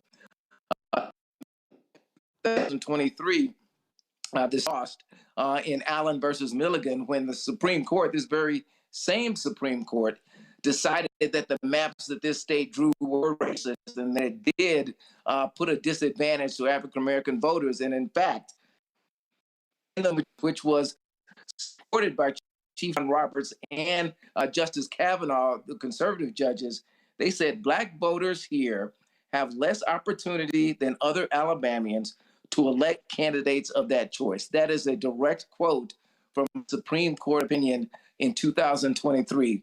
Well, now Alabama wants a mulligan on mulligan. They have already tried to get the Supreme Court to lift an injunction. They sent an injunction down that is preventing the state from redrawing its maps until after the 2030 census. And so they've sent a Hail Mary asking the court to override that injunction. And even though in this current ruling, in the Louisiana ruling, the majority opinion, Samuel Alioto said, this ruling did not overrule Mulligan. It did not overrule that case at all. Despite that, Alabama is trying, and they tossed out a Hail Mary, and this bill would allow for a special call. The primaries here are May 19th. So Roland, they're trying to create a bill that in case the Supreme Court grants their Hail Mary to lift this injunction, that they're able to introduce a special action after the primary. Totally nullify the primary, would cost voters hundreds, not millions of dollars. And all this is being done in this compact time frame when elections are being held this month, and then, of course, the general election in the fall. So Republicans here are very, very clear about what they want, and they want to send all Republicans to Congress as soon as possible. Absolutely. Roy Johnson, AL.com, which really appreciate it. Thanks a bunch. I'm going to go to my panel. Then Danielle Ayers, I'm coming to you real quick. Scott, this is real simple. Roy talked about the Hail Mary, Alabama. That's what they did in Louisiana. They lost the case in Louisiana.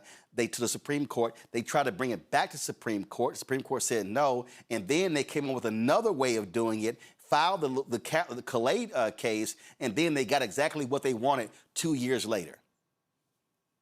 Yeah, exactly. And now they've suspended elections or these primaries until they can redo the map in Louisiana. These are just affirmative acts. That it's not sleight of hand. They're just coming hard because they're embracing themselves with, and this is the stupidity, I must say, of the Supreme Court.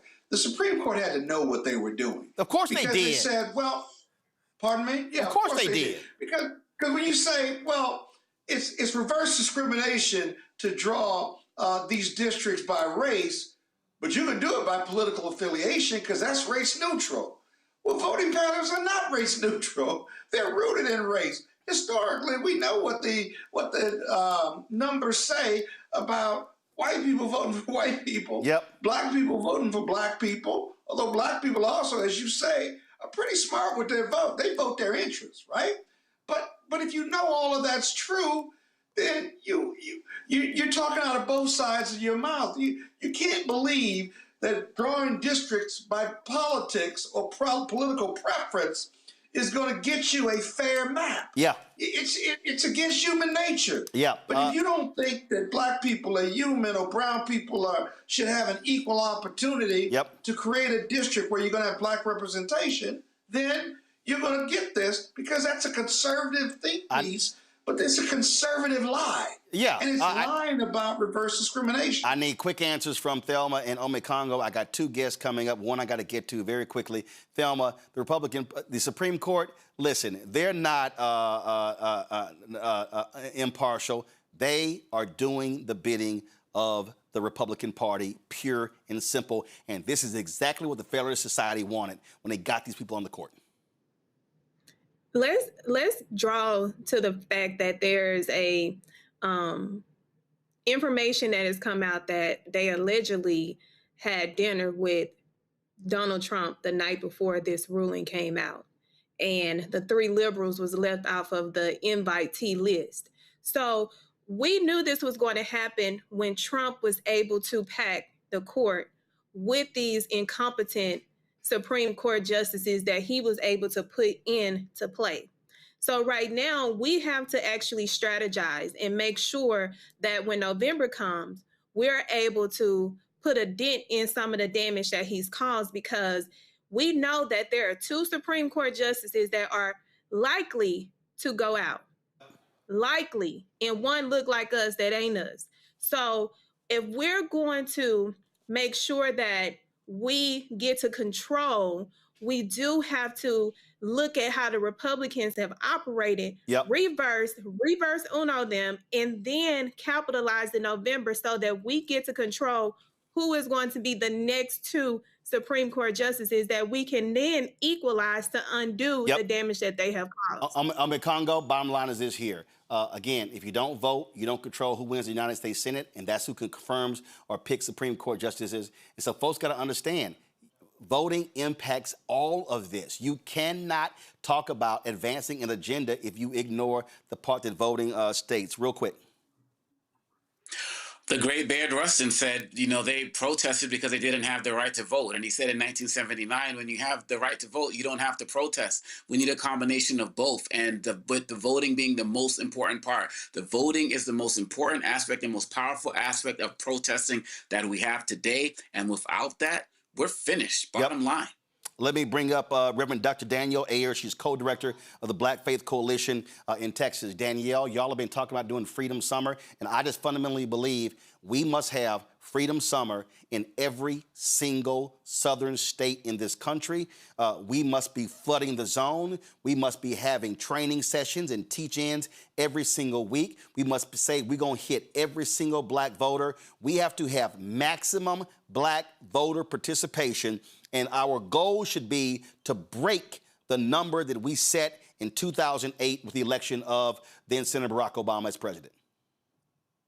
Yeah, thank you so much for this opportunity. I want to first give a shout out to my senior pastor, Frederick Douglass Haynes III, Reverend Dr. Frederick Douglass Haynes III, Senior Pastor French West, will also have the privilege of serving as the pastor of justice, but also co-directing the Black Faith Coalition. So for us, Freedom Summer 2.0 is a tool or a tactic in our larger toolbox where we are looking to build Black political power throughout the state of Texas. So for Freedom Summer 2.0, while it is in the legacy of 64 Freedom Summer, which was access to the ballot box, right? 2026 Freedom Summer 2.0 is about dealing with the constant voter suppression tactics, the various machinations that are always implemented, and the ways in which this semblance of democracy is being dismantled. So for us, it's a 2-day convene that we will do in 3 cities.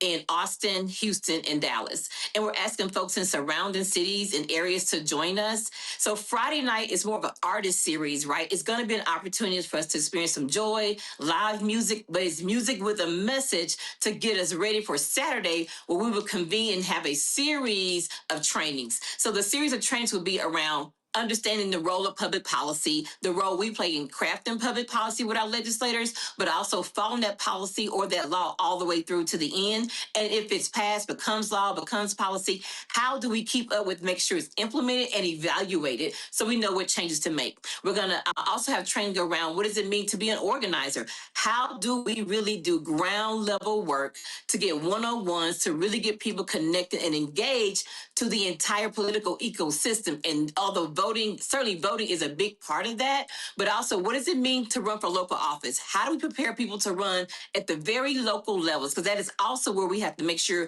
we show up and vote all the way down the ballot, because we have to make sure we have folks in office at the local levels as well, and not just focus on the federal level. So it's going to be around organizing. It's also going to be around how do we train, how do we do messaging?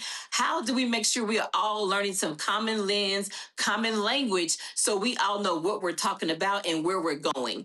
So it also, because it's Black Faith Coalition, we will also have opportunities for senior pastors, clergy, or just people of faith to understand what does it mean to live out your faith in public life. What does sacred text tell us in terms of how do we use our voice in the public square? Why you need to go down to city council meetings, and why you need to serve on boards and commissions in your local city. So we're looking to really have various types of targeted training to equip people to understand voting season and after voting season. And so part of our North Star is going to be, while we're doing these trainings, how are we building a policy agenda for the 90th Texas legislative session? We're already meeting with some of our legislators. Some of them have been appointed to committees. So we're already talking about what we want to see them do by way of policy and law at the 90th session. So part of this is, how do we see ourselves as part of a larger ecosystem, voting, serving on commissions and boards, running for local office. And then, of course, it has to be turnout. But turnout why? Tell people why they need to turn out. Yep. Texas, I believe, has 4.5 million eligible black, but we have more eligible black voters in Texas than any other state. Yep. And so for me, is that, and I tell people, we're not a red state. And I hate when people say Texas is a red state. We're an organized state. Yep. Right? So we're doing our part to see how can we organize black Texans to build black political power. So we're doing regional meetings right now where eventually they become justice hubs. So it's not just one organization, one church, one leader leading everything. It's about we all have power and access to that power, because some people are leaning into, well, we're going to be the minority majority state. It's going to work out. No. Demographics do not win political power. Organized people do. Yep. So our goal is to go to these various regions, Central Texas, North Texas, and East Texas is where we're starting, but we plan to span out. We have people in West Texas reaching out saying, can you come out to Abilene and help us organize? So for us, it's about building power at the very basic level, but having it regionally, because some folks have regional things in common they need to connect with. We have to move beyond this isolation, being solo, trying to be the only one, but to really pull our resources together, organize in a way that builds power, builds capacity, so this can then be pushed out to other states to do the same thing. What is Freedom Summer 2.0 for us is very, very critical that people connect and engage and get the training and education, cultural civic literacy. We have to do that. Because many times people are Go ahead.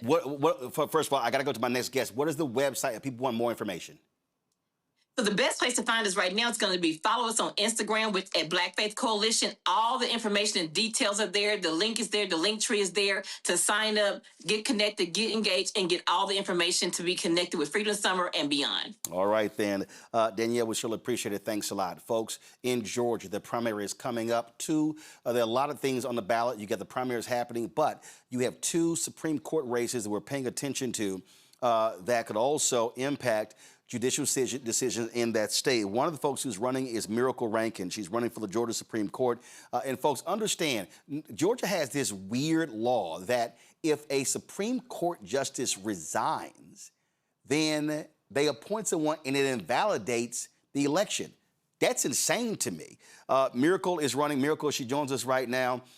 We just saw the special election ahead in Georgia where there were 2 Democrats elected from the Public Service Commission. That shocked a lot of people. And so at the end of the day, you're going to need a massive turnout in order to beat the Republican in this race. Walk us through and explain to people, because I've been yelling this for years, why it's important for us not to ignore state Supreme Court races. Yeah, thank you so much for having me, and good evening, everyone. I'm Miracle Rankin, and I'm running for the Georgia Supreme Court. The way our courts are set up, it's a nonpartisan race. So when running, no one's running with the Democrat or Republican by our names because it's nonpartisan. And the way that we win is just making sure that people understand what's at stake on our state's highest court. I think one of the things that we have seen that has been, discussed is the implications and what happens when certain rights are taken or stripped away at the federal level and is sent back to the states to decide. So, there are 3 branches of government and one branch is the court. So a lot of times the Supreme Courts of various states will ultimately handle some of these issues. And so it's extremely important now more than ever that we understand who actually is serving on our state's highest court. And in Georgia, the electorate has a unique opportunity this session. Voting is happening right now to actually vote on who they want to serve on our state's highest court. So I've been telling folks, do your research the candidates and what they have to bring to the office, because the more you know, the better informed you are about the decisions that you will ultimately make. And then also just make sure that you amplify and spread the message about the importance of what the court does and the decisions that they make. And the reality is this here. You do not run as nonpartisan, but the reality is conservatives dominate the Georgia Supreme Court. You have folks who've been nominated in the past as well. And so, although it's nonpartisan, you do have folks who, frankly, on different sides. And we saw in Wisconsin, granted, there they have partisan races. We saw what happened when that Supreme Court is now flipped 5-2, Democrat to Republican or progressive to conservative. We saw how the judicial rulings changed in North Carolina when Democrats controlled the Supreme Court there. When Sherry Beasley was the Chief Justice, we saw they ruled against racial gerrymandering, ruled against political gerrymandering, and so they balanced out what was happening. So because the Supreme Court has already said they have no place with political gerrymandering. It's really left up to the states. That's where state Supreme Courts are critical when it comes to rulings in the state. I absolutely agree that the state Supreme Courts are very critical, and the court should not be a political body from the perspective of judges are acting like politicians in robes. That's the importance of having an independent judiciary that will focus on following the laws of the state and interpreting the state's constitution. So that's why it's essential that now more than ever that we know that the individuals that are on our Supreme Court are not leaning conservative. We need a balanced court, a court that can protect all Georgians and ensure that we have equal justice under the law. You know, growing up, that's something that I heard all the time. But then when I became a lawyer, I realized the importance of it not just being a saying, but something that is actually applied. And the Supreme Court is that last line in the state that applies that equal justice under the law for all Georgians and ensures that our Constitution protects those vital rights that we have. I believe that the right to vote is a vital right. And so it is important that we have a Supreme Court where we understand what their beliefs are and what the justices believe on these particular topics. The folks at votemax.org had this story. It said, blow to Voting Rights Act amplifies stakes of Georgia Supreme Court elections. And we are seeing tremendous amounts of energy where people have been angered by the decision. And so how have you made the Supreme Court decision, the federal Supreme Court decision, how have you made that a part of your campaign in terms of how you're talking to people? Because there are many activists who have been calling for a state Voting Rights Act. I will say that even before the Calais decision came down, one thing that has been very important to me is the access to the ballot and the right to vote. I was talking to a young man when I was going around just meeting people, and he said, how do I explain to my little mentees who say that my vote has no importance? It doesn't matter if I vote or not. How do I explain to them the importance of actually showing up for your state and local elections? And before the Calais decision even came down, I just reminded him, I said, you know, our people fought for this right, the right to have this sacred opportunity to participate in elections. And I think what we see from the federal level now more than ever, that if it wasn't something that was such an important right for us to have the right to vote, people wouldn't be attacking it so hard. And so it's always been a part of my personal belief system that the access to the ballot and the right to vote is very important, very sacred. And so I've just been continuing to spread that message of it's important that we all exercise our right to vote and we vote the entire ballot. Someone mentioned the importance of going down the ballot. For a lot of races, what we see is that people know who's running for the president, or they know who's running for governor or for Congress. It is rare that individuals in a state even know who serves on the Supreme Court. If you go and poll people and say, give us the name of one sitting Supreme Court justice in your state, they probably won't be able to do that. Yep. Let alone do people typically know who's even running for the Supreme Court in a contested race. So education has been pivotal and it has been key, and just making sure that we inform the electorate that your vote matters, your vote counts, and this is an opportunity to shape what Georgia looks like for future generations to come. Votesmag.com said this here: no justice on the Georgia Supreme Court has lost an election in more than 100 years. That is in part the product of an election system that shields judges from competition, limits voter turnout, and today has left this swing state with a high court dominated by GOP appointees. Now, here's the thing right here that I need folks who are watching the show to understand. Miracle, we often complain about gerrymandering. We often complain about how these things are set. Your race is statewide. So it is. So there's no gerrymandering. This is all about who's going to get the most votes. And so if black folks have a massive voter turnout in Georgia, that paves the way for you to achieve victory. And so I need folks in Georgia to realize this ain't no gerrymander. This ain't no, well, you know, I can't. No, this is a statewide race, and this can actually happen. History can be made if we maximize our turnout on primary day. Yes. Yes, I absolutely agree with you. People have asked me, why am I running?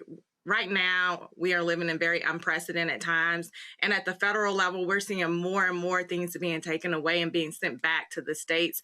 And when you're living in unprecedented times, you need bold, new leaders with new voices who are willing to stand up for the rule of law and the Constitution being fairly applied. And you're right, the people in our state get the opportunity. Every person has a vote that is an eligible voter in our state, and you get to make that decision of what you want your Supreme Court to look like. So that's why I say it's so important just to make sure that we have these conversations to educate the electorate on the importance of voting in this race, and ensuring that, you know, tell a friend to tell a friend, put it in your group chats, tell your sororities, tell your fraternities that it's important that we get the vote, get out and we vote in this particular election. My election's not in November. It's happening right now. Yep. It's in May. Yep, absolutely. And I just ask that people vote for Miracle Rankin for the Georgia Supreme Court. Early voting is happening right now, correct? Correct. It's happening right now through May 15th. Election day is on May 19th. There are quite a few precincts across the state that have Saturday voting. So just check your Saturday voting locations too.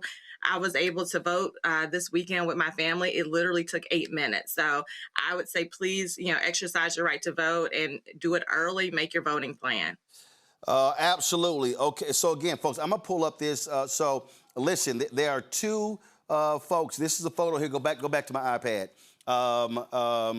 Right here. So y'all, two folks. If y'all in Georgia, I want y'all to vote. Cast your vote for Miracle Rankin and Jen Jordan. Those two are running for the Supreme Court in Georgia. Make history, y'all. Make history in Georgia. An incumbent has not lost in 100 years. Break that sucker right now. Again, cast your ballots in Georgia for Miracle Rankin and Jen Jordan for the Georgia Supreme Court. Miracle, we certainly appreciate it. Good luck in your race.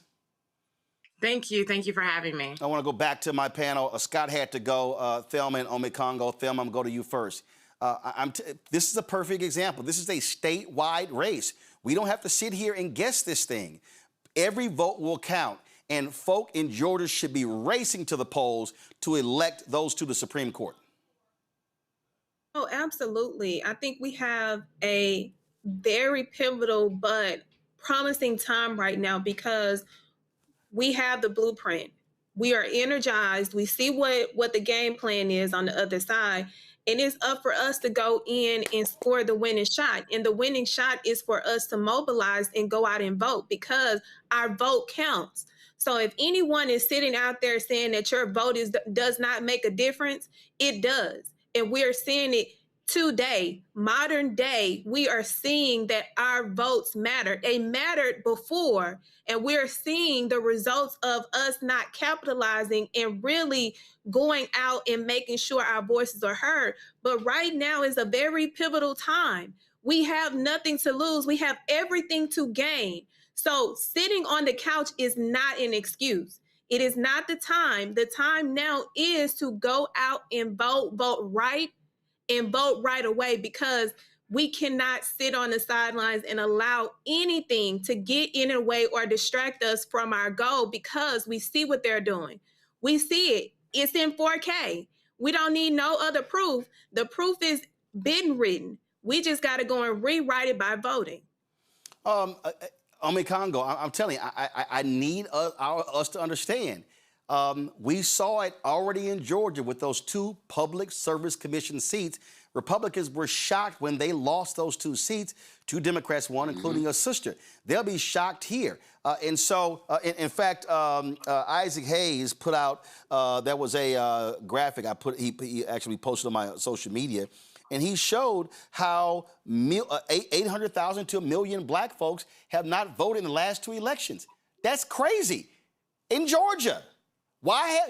You got black power, but you don't use it.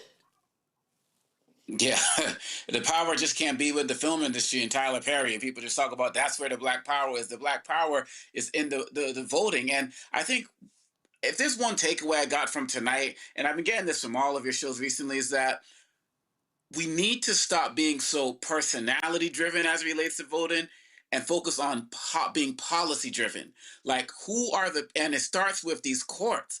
I mean, the laws that they are making, whether we're talking about, abortion rights, affirmative action, and so on and so forth, it all comes from the courts. And so if we just vote with a strategic mind towards who's going to be on these judicial ballots, it's really going to help us become more educated and more informed about the actual politicians that we need to be putting in office. So we don't start saying, well, I don't like what Hillary did to Obama, so I'm not going to vote. Like that type of ridiculous mindset that makes people stay home or not exercise their power. Those Isaac Hayes III stats about Georgia is disgusting, in a state like that, with all of the work that Stacey Abrams and others have done.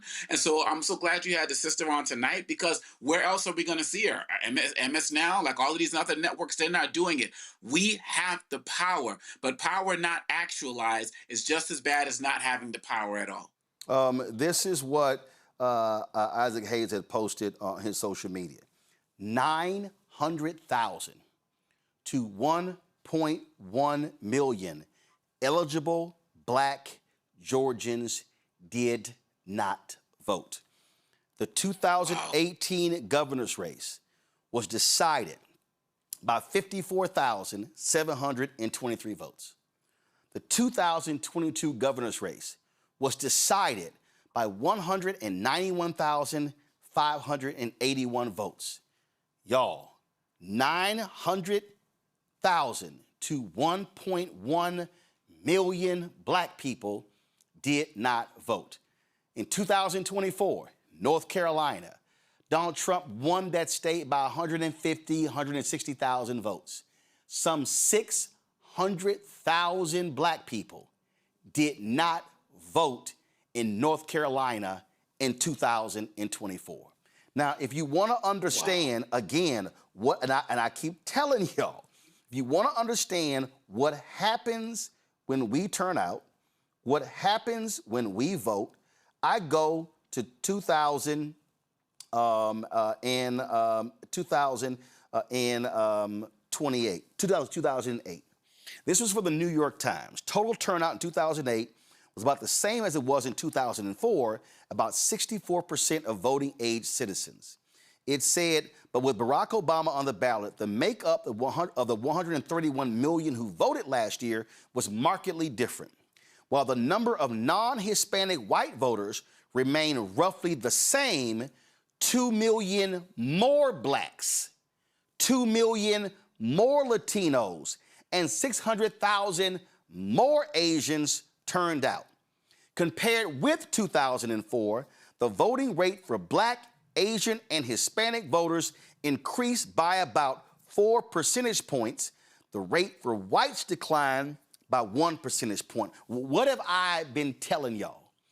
When white voters are here and we go here, we can win. Y'all, it said it increased by 4 points. Not 10, not 15, not 20, 4 points. So if you sit here, look at this here. They said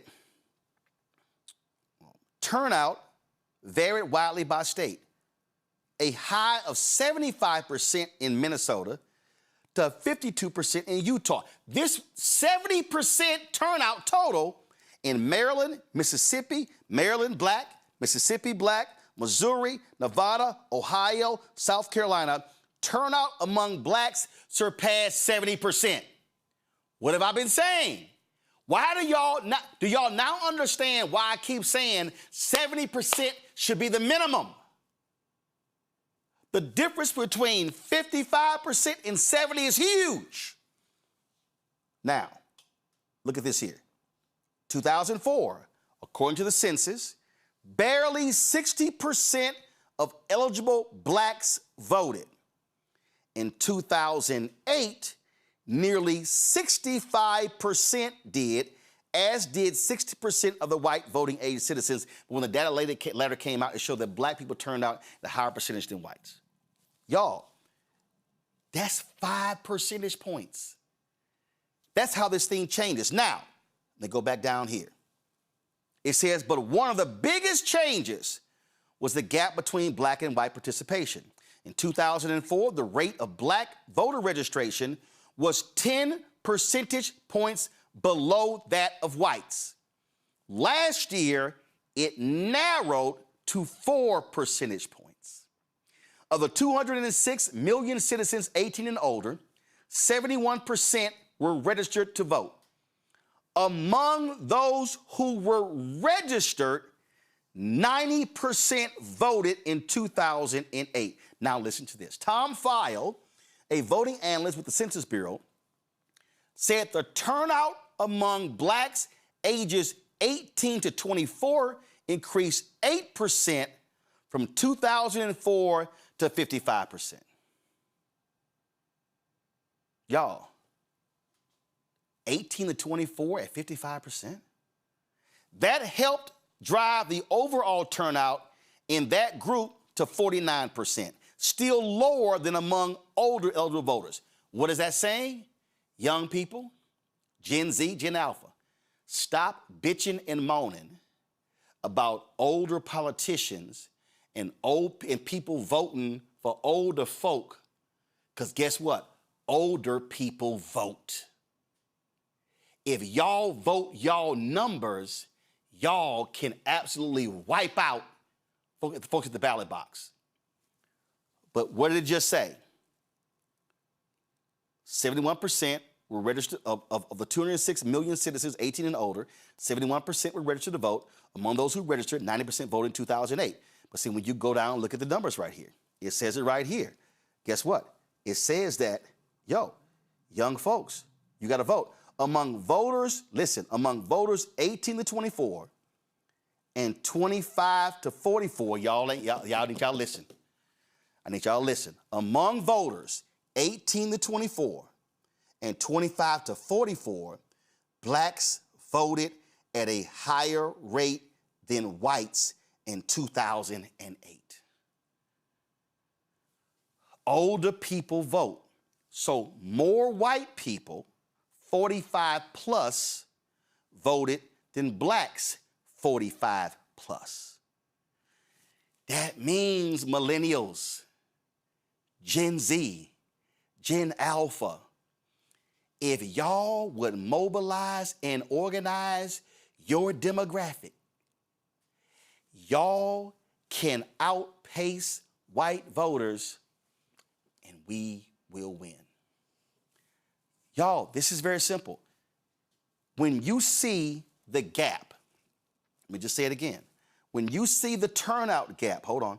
When you see the turnout gap, when you see this chart right here, the reason the gap is expanding is not because all of a sudden white folks' number are exploding. Now you see right here, you see racial gaps.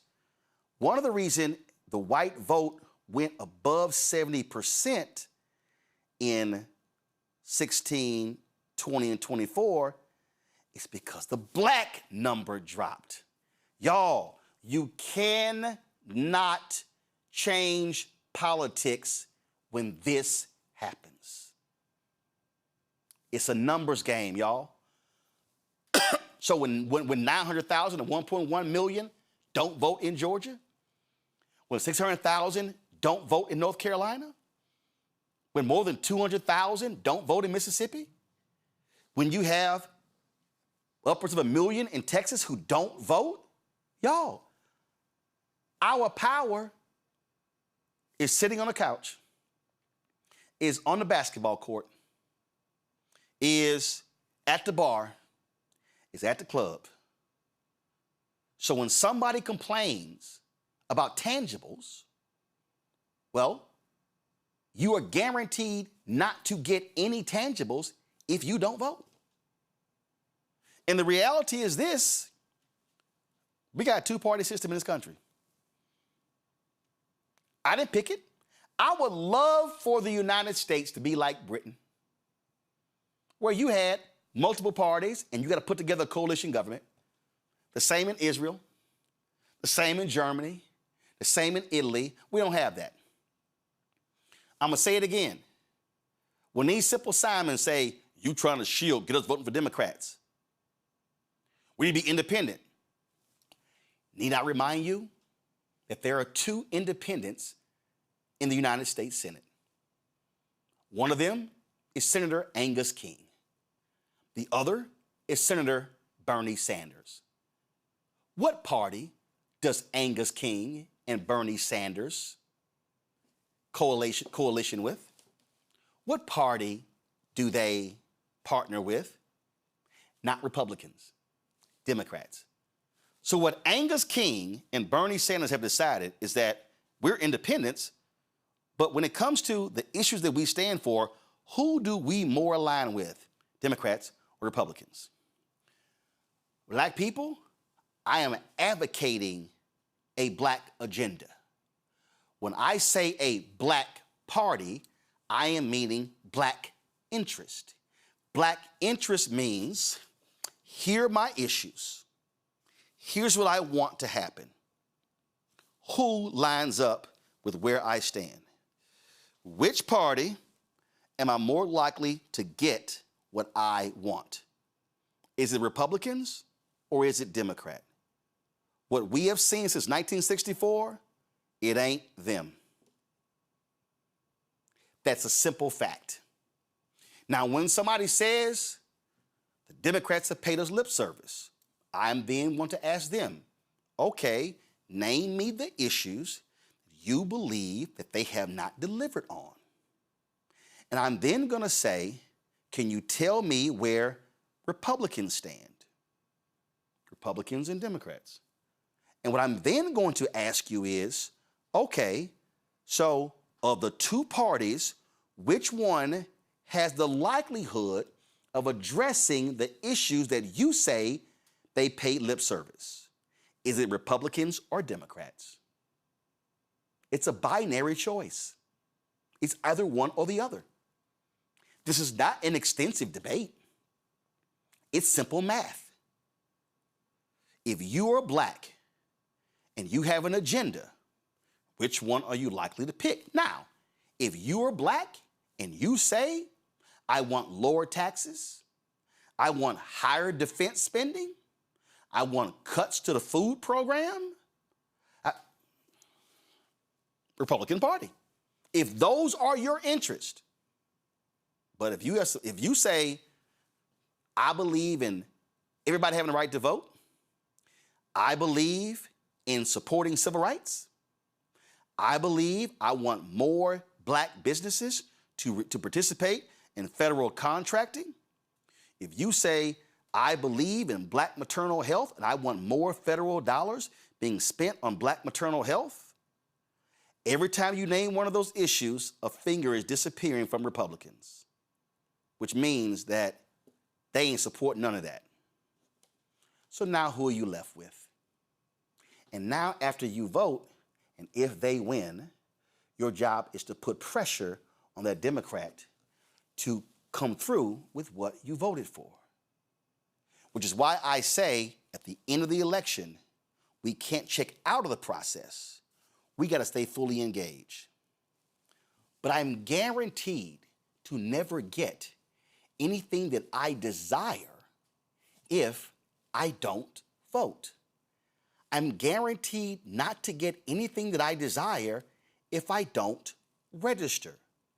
So complaining on social media and whining at the beauty shop or the barber shop or wherever you meet literally does nothing. Because I'm telling you, the other side, they're mobilizing, they're organizing, they're strategizing.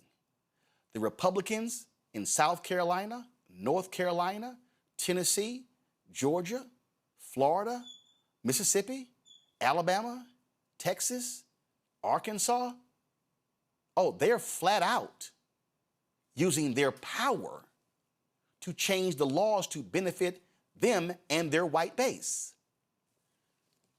So why are we not going to use our power at the ballot box to make it hard as hell for them to do that? We must have the largest mass mobilization of black voters in 2026 that we have not seen since 2008. We need black folks with a fervor, like I saw that picture in Mound Bayou where they said there was a near riot as 13,000 people were trying to grab voter registration forms. What must happen is that we should be thinking of that placard at the Lorraine Motel, the National Civil Rights Museum, where a young girl was quoted saying, "All I want for my 18th birthday is a voter registration card." The GOP has a war on Black America. And in a war, you do two things. You either fight with all your might or you surrender. Black America, you have to make a decision. Are you prepared to fight in 2026? And remember, when you fight a war, it means you're fighting for future generations. Are you prepared to fight in 2026? Or are you prepared to surrender to white supremacists, white nationalists, and the Republican Party advancing the interest of white voters at the expense of African Americans and others? Freedom Summer commences right now. It is time for us to go to war. Omi Congo, I appreciate it. Thelma, I appreciate it. Scott, I appreciate it as well. Let me thank all of the guests we had on today's show. This will not be the last time we had these conversations. We're going to continue to educate y'all. Today they had a protest in New Orleans. Tomorrow, Win with Black Men is having their call. Also, folks, do me a favor. If you are a black man or a black woman, I want you, Bishop William Barber, they are having a mobilization, a training session, June 12th and 13th. We have been asking people to sign up. I had y'all sitting here hitting up. Now, here's the deal. Go to my iPad. So initially, remember we told you he was looking for 1,000 alphas. And that's primarily because he's an alpha, I'm an alpha, and we were trying to specifically engage those brothers at the regional convention. So here's what Bishop Barber has done. If y'all go to blackstarnetwork.com, you do not have to email me again. If you go to blackstarnetwork.com, what you can do is you can click this link right here. Let me click it. You click this link right here, and it will take you to their site. And this is the form right here. Now, we specifically ask on here we ask if you're an alpha. Again, that's something special we're doing. If you click it and you're not, it's not a problem if you don't click it. But this is the whole point here. If you are looking to be trained in organizing and mobilizing voters, they are having training. Go back to the form. They're having training. I want you to go to blackstarnetwork.com. Again, go to blackstarnetwork.com, and what you do is you're going to click this story right here. Bishop William Barber is looking for black men and women who want to be trained to organize and mobilize black voters. Y'all, that's what's happening. So do me a favor, go to blackstarnetwork.com, share it with all of your platforms. Y'all, we're talking about training people. It's going to be a 2-day virtual training that will take place. Now, last night, Win with Black Women had 8,000 sisters on their call last night, answering the call when it came to this war that we're in. That was last night. Tomorrow at noon Eastern, Bishop Brazier out of Chicago, faith leaders are having a news conference at noon laying out their strategy for the election. We will live stream it here on the Black Star Network. It's going to be at 1 p.m. Eastern, 12 p.m. Central. Other groups are doing this here. And so what we're going to do is through our email, if y'all, Keenan, if people want to subscribe to our email database, where do they go? Give me a second. Is it on the website? Y'all let me know. Control room, talk to me. Yeah, if y'all want to subscribe, there you go. So right here, If you go to blackstarnetwork.com, you click subscribe, you can actually subscribe to our email newsletter. If you also want to donate, you got the donate buttons right here as well. But so again, we're building the newsletter up. We're going to be pumping out all this information on our social media, on all of our platforms. Last night, the Alphas had their call, and so other groups are having their call. And so we're going to be driving this because we have to have a massive black voter mobilization, and that's what our focus is. And so that's what we do on this show. As I told y'all, I don't waste my time with no housewives and no gossip and other stuff.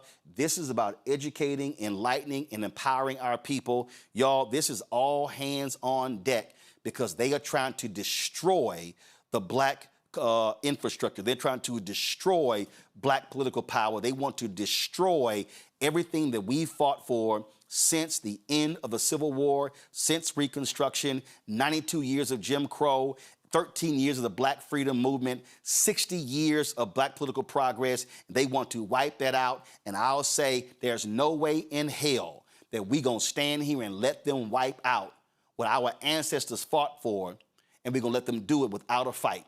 As my frat brother Vertner Woodson Tandy said, we will fight until hell freezes over, and then we will fight on the ice. That has to be our attitude. Folks, support the work that we do here at Roland Martin Unfiltered and the Black Star Network. If you want to join our Bring the Funk fan club, your dollars make it possible. We plan on traveling across the country this summer with Freedom Summer. We plan on hitting these states where people are doing the work. We're not wasting our time with people pontificating on what we should do. We're talking to people who are doing the work. If y'all want to help fund that, please join our Bring the Funk fan club. The goal is to get 20,000 people on average to contribute $50 each a year. That's $4.19 a month, 13 cents a day. That goes a long way in funding this because, listen, we went to Shreveport. That's somebody sponsoring that. So your support is critical. So please do so. If you want to contribute via Cash App, this right here, the Stripe QR code, you see it right here. Right here, Cash App changed their rules, so we had to get rid of our account, but we use the Stripe QR code. You can actually donate. If you go to blackstarnetwork.com, you can also donate as well. So go to my iPad. So if you go to blackstarnetwork.com, y'all, it's real simple. You click Cash App button. It takes you right to the square page. If you check some money order, make it payable to Roland Martin Unfiltered, P.O. Box 57196, Washington, D.C., 2003 7-0196. If you go to blackstarnetwork.com and you go to my iPad, if you click the PayPal button right here on the website, it takes you right to PayPal. If you, it's New Vision Media, that's the parent company. If you got Venmo, click the Venmo button, it takes you right to Venmo. If you want Zelle, it takes you right to Zelle. So the bottom line is, it's all right here on the website to support everything that we do. Download the Black Star Network app, Apple phone, Android phone, Apple TV, Android TV, Roku, Amazon Fire TV, Xbox One, Samsung Smart TV. You want to get our Roland Martin Unfiltered swag, please do so. Go to shopblackstarnetwork.com. Shopblackstarnetwork.com. Support our black-owned businesses. More than 50 companies are on our website, so go to our marketplace. All these products you see in our studio, these are all black-owned companies, so please support them as well. Do me a favor, if you want to support, download the app Fanbase, please support that. Follow me at Roland S. Martin. It's black-owned social media app. We got to be able to have our own platforms. These conservatives, these right-wing conservatives have bought TikTok. They control Twitter, Instagram, Facebook. So we got to have our own. So download the app Fanbase. Every day, Brittany Noble hosts the Breakdown with Brittany Noble, noon Eastern. Be sure to watch every day, noon Eastern, right here on the blackstarnetwork.com. Folks, that is it. It's war, and it's time for us to draft our people in this battle. Folks, I'll see y'all tomorrow right here on Roland Martin Unfiltered and the Black Star Network. Holla!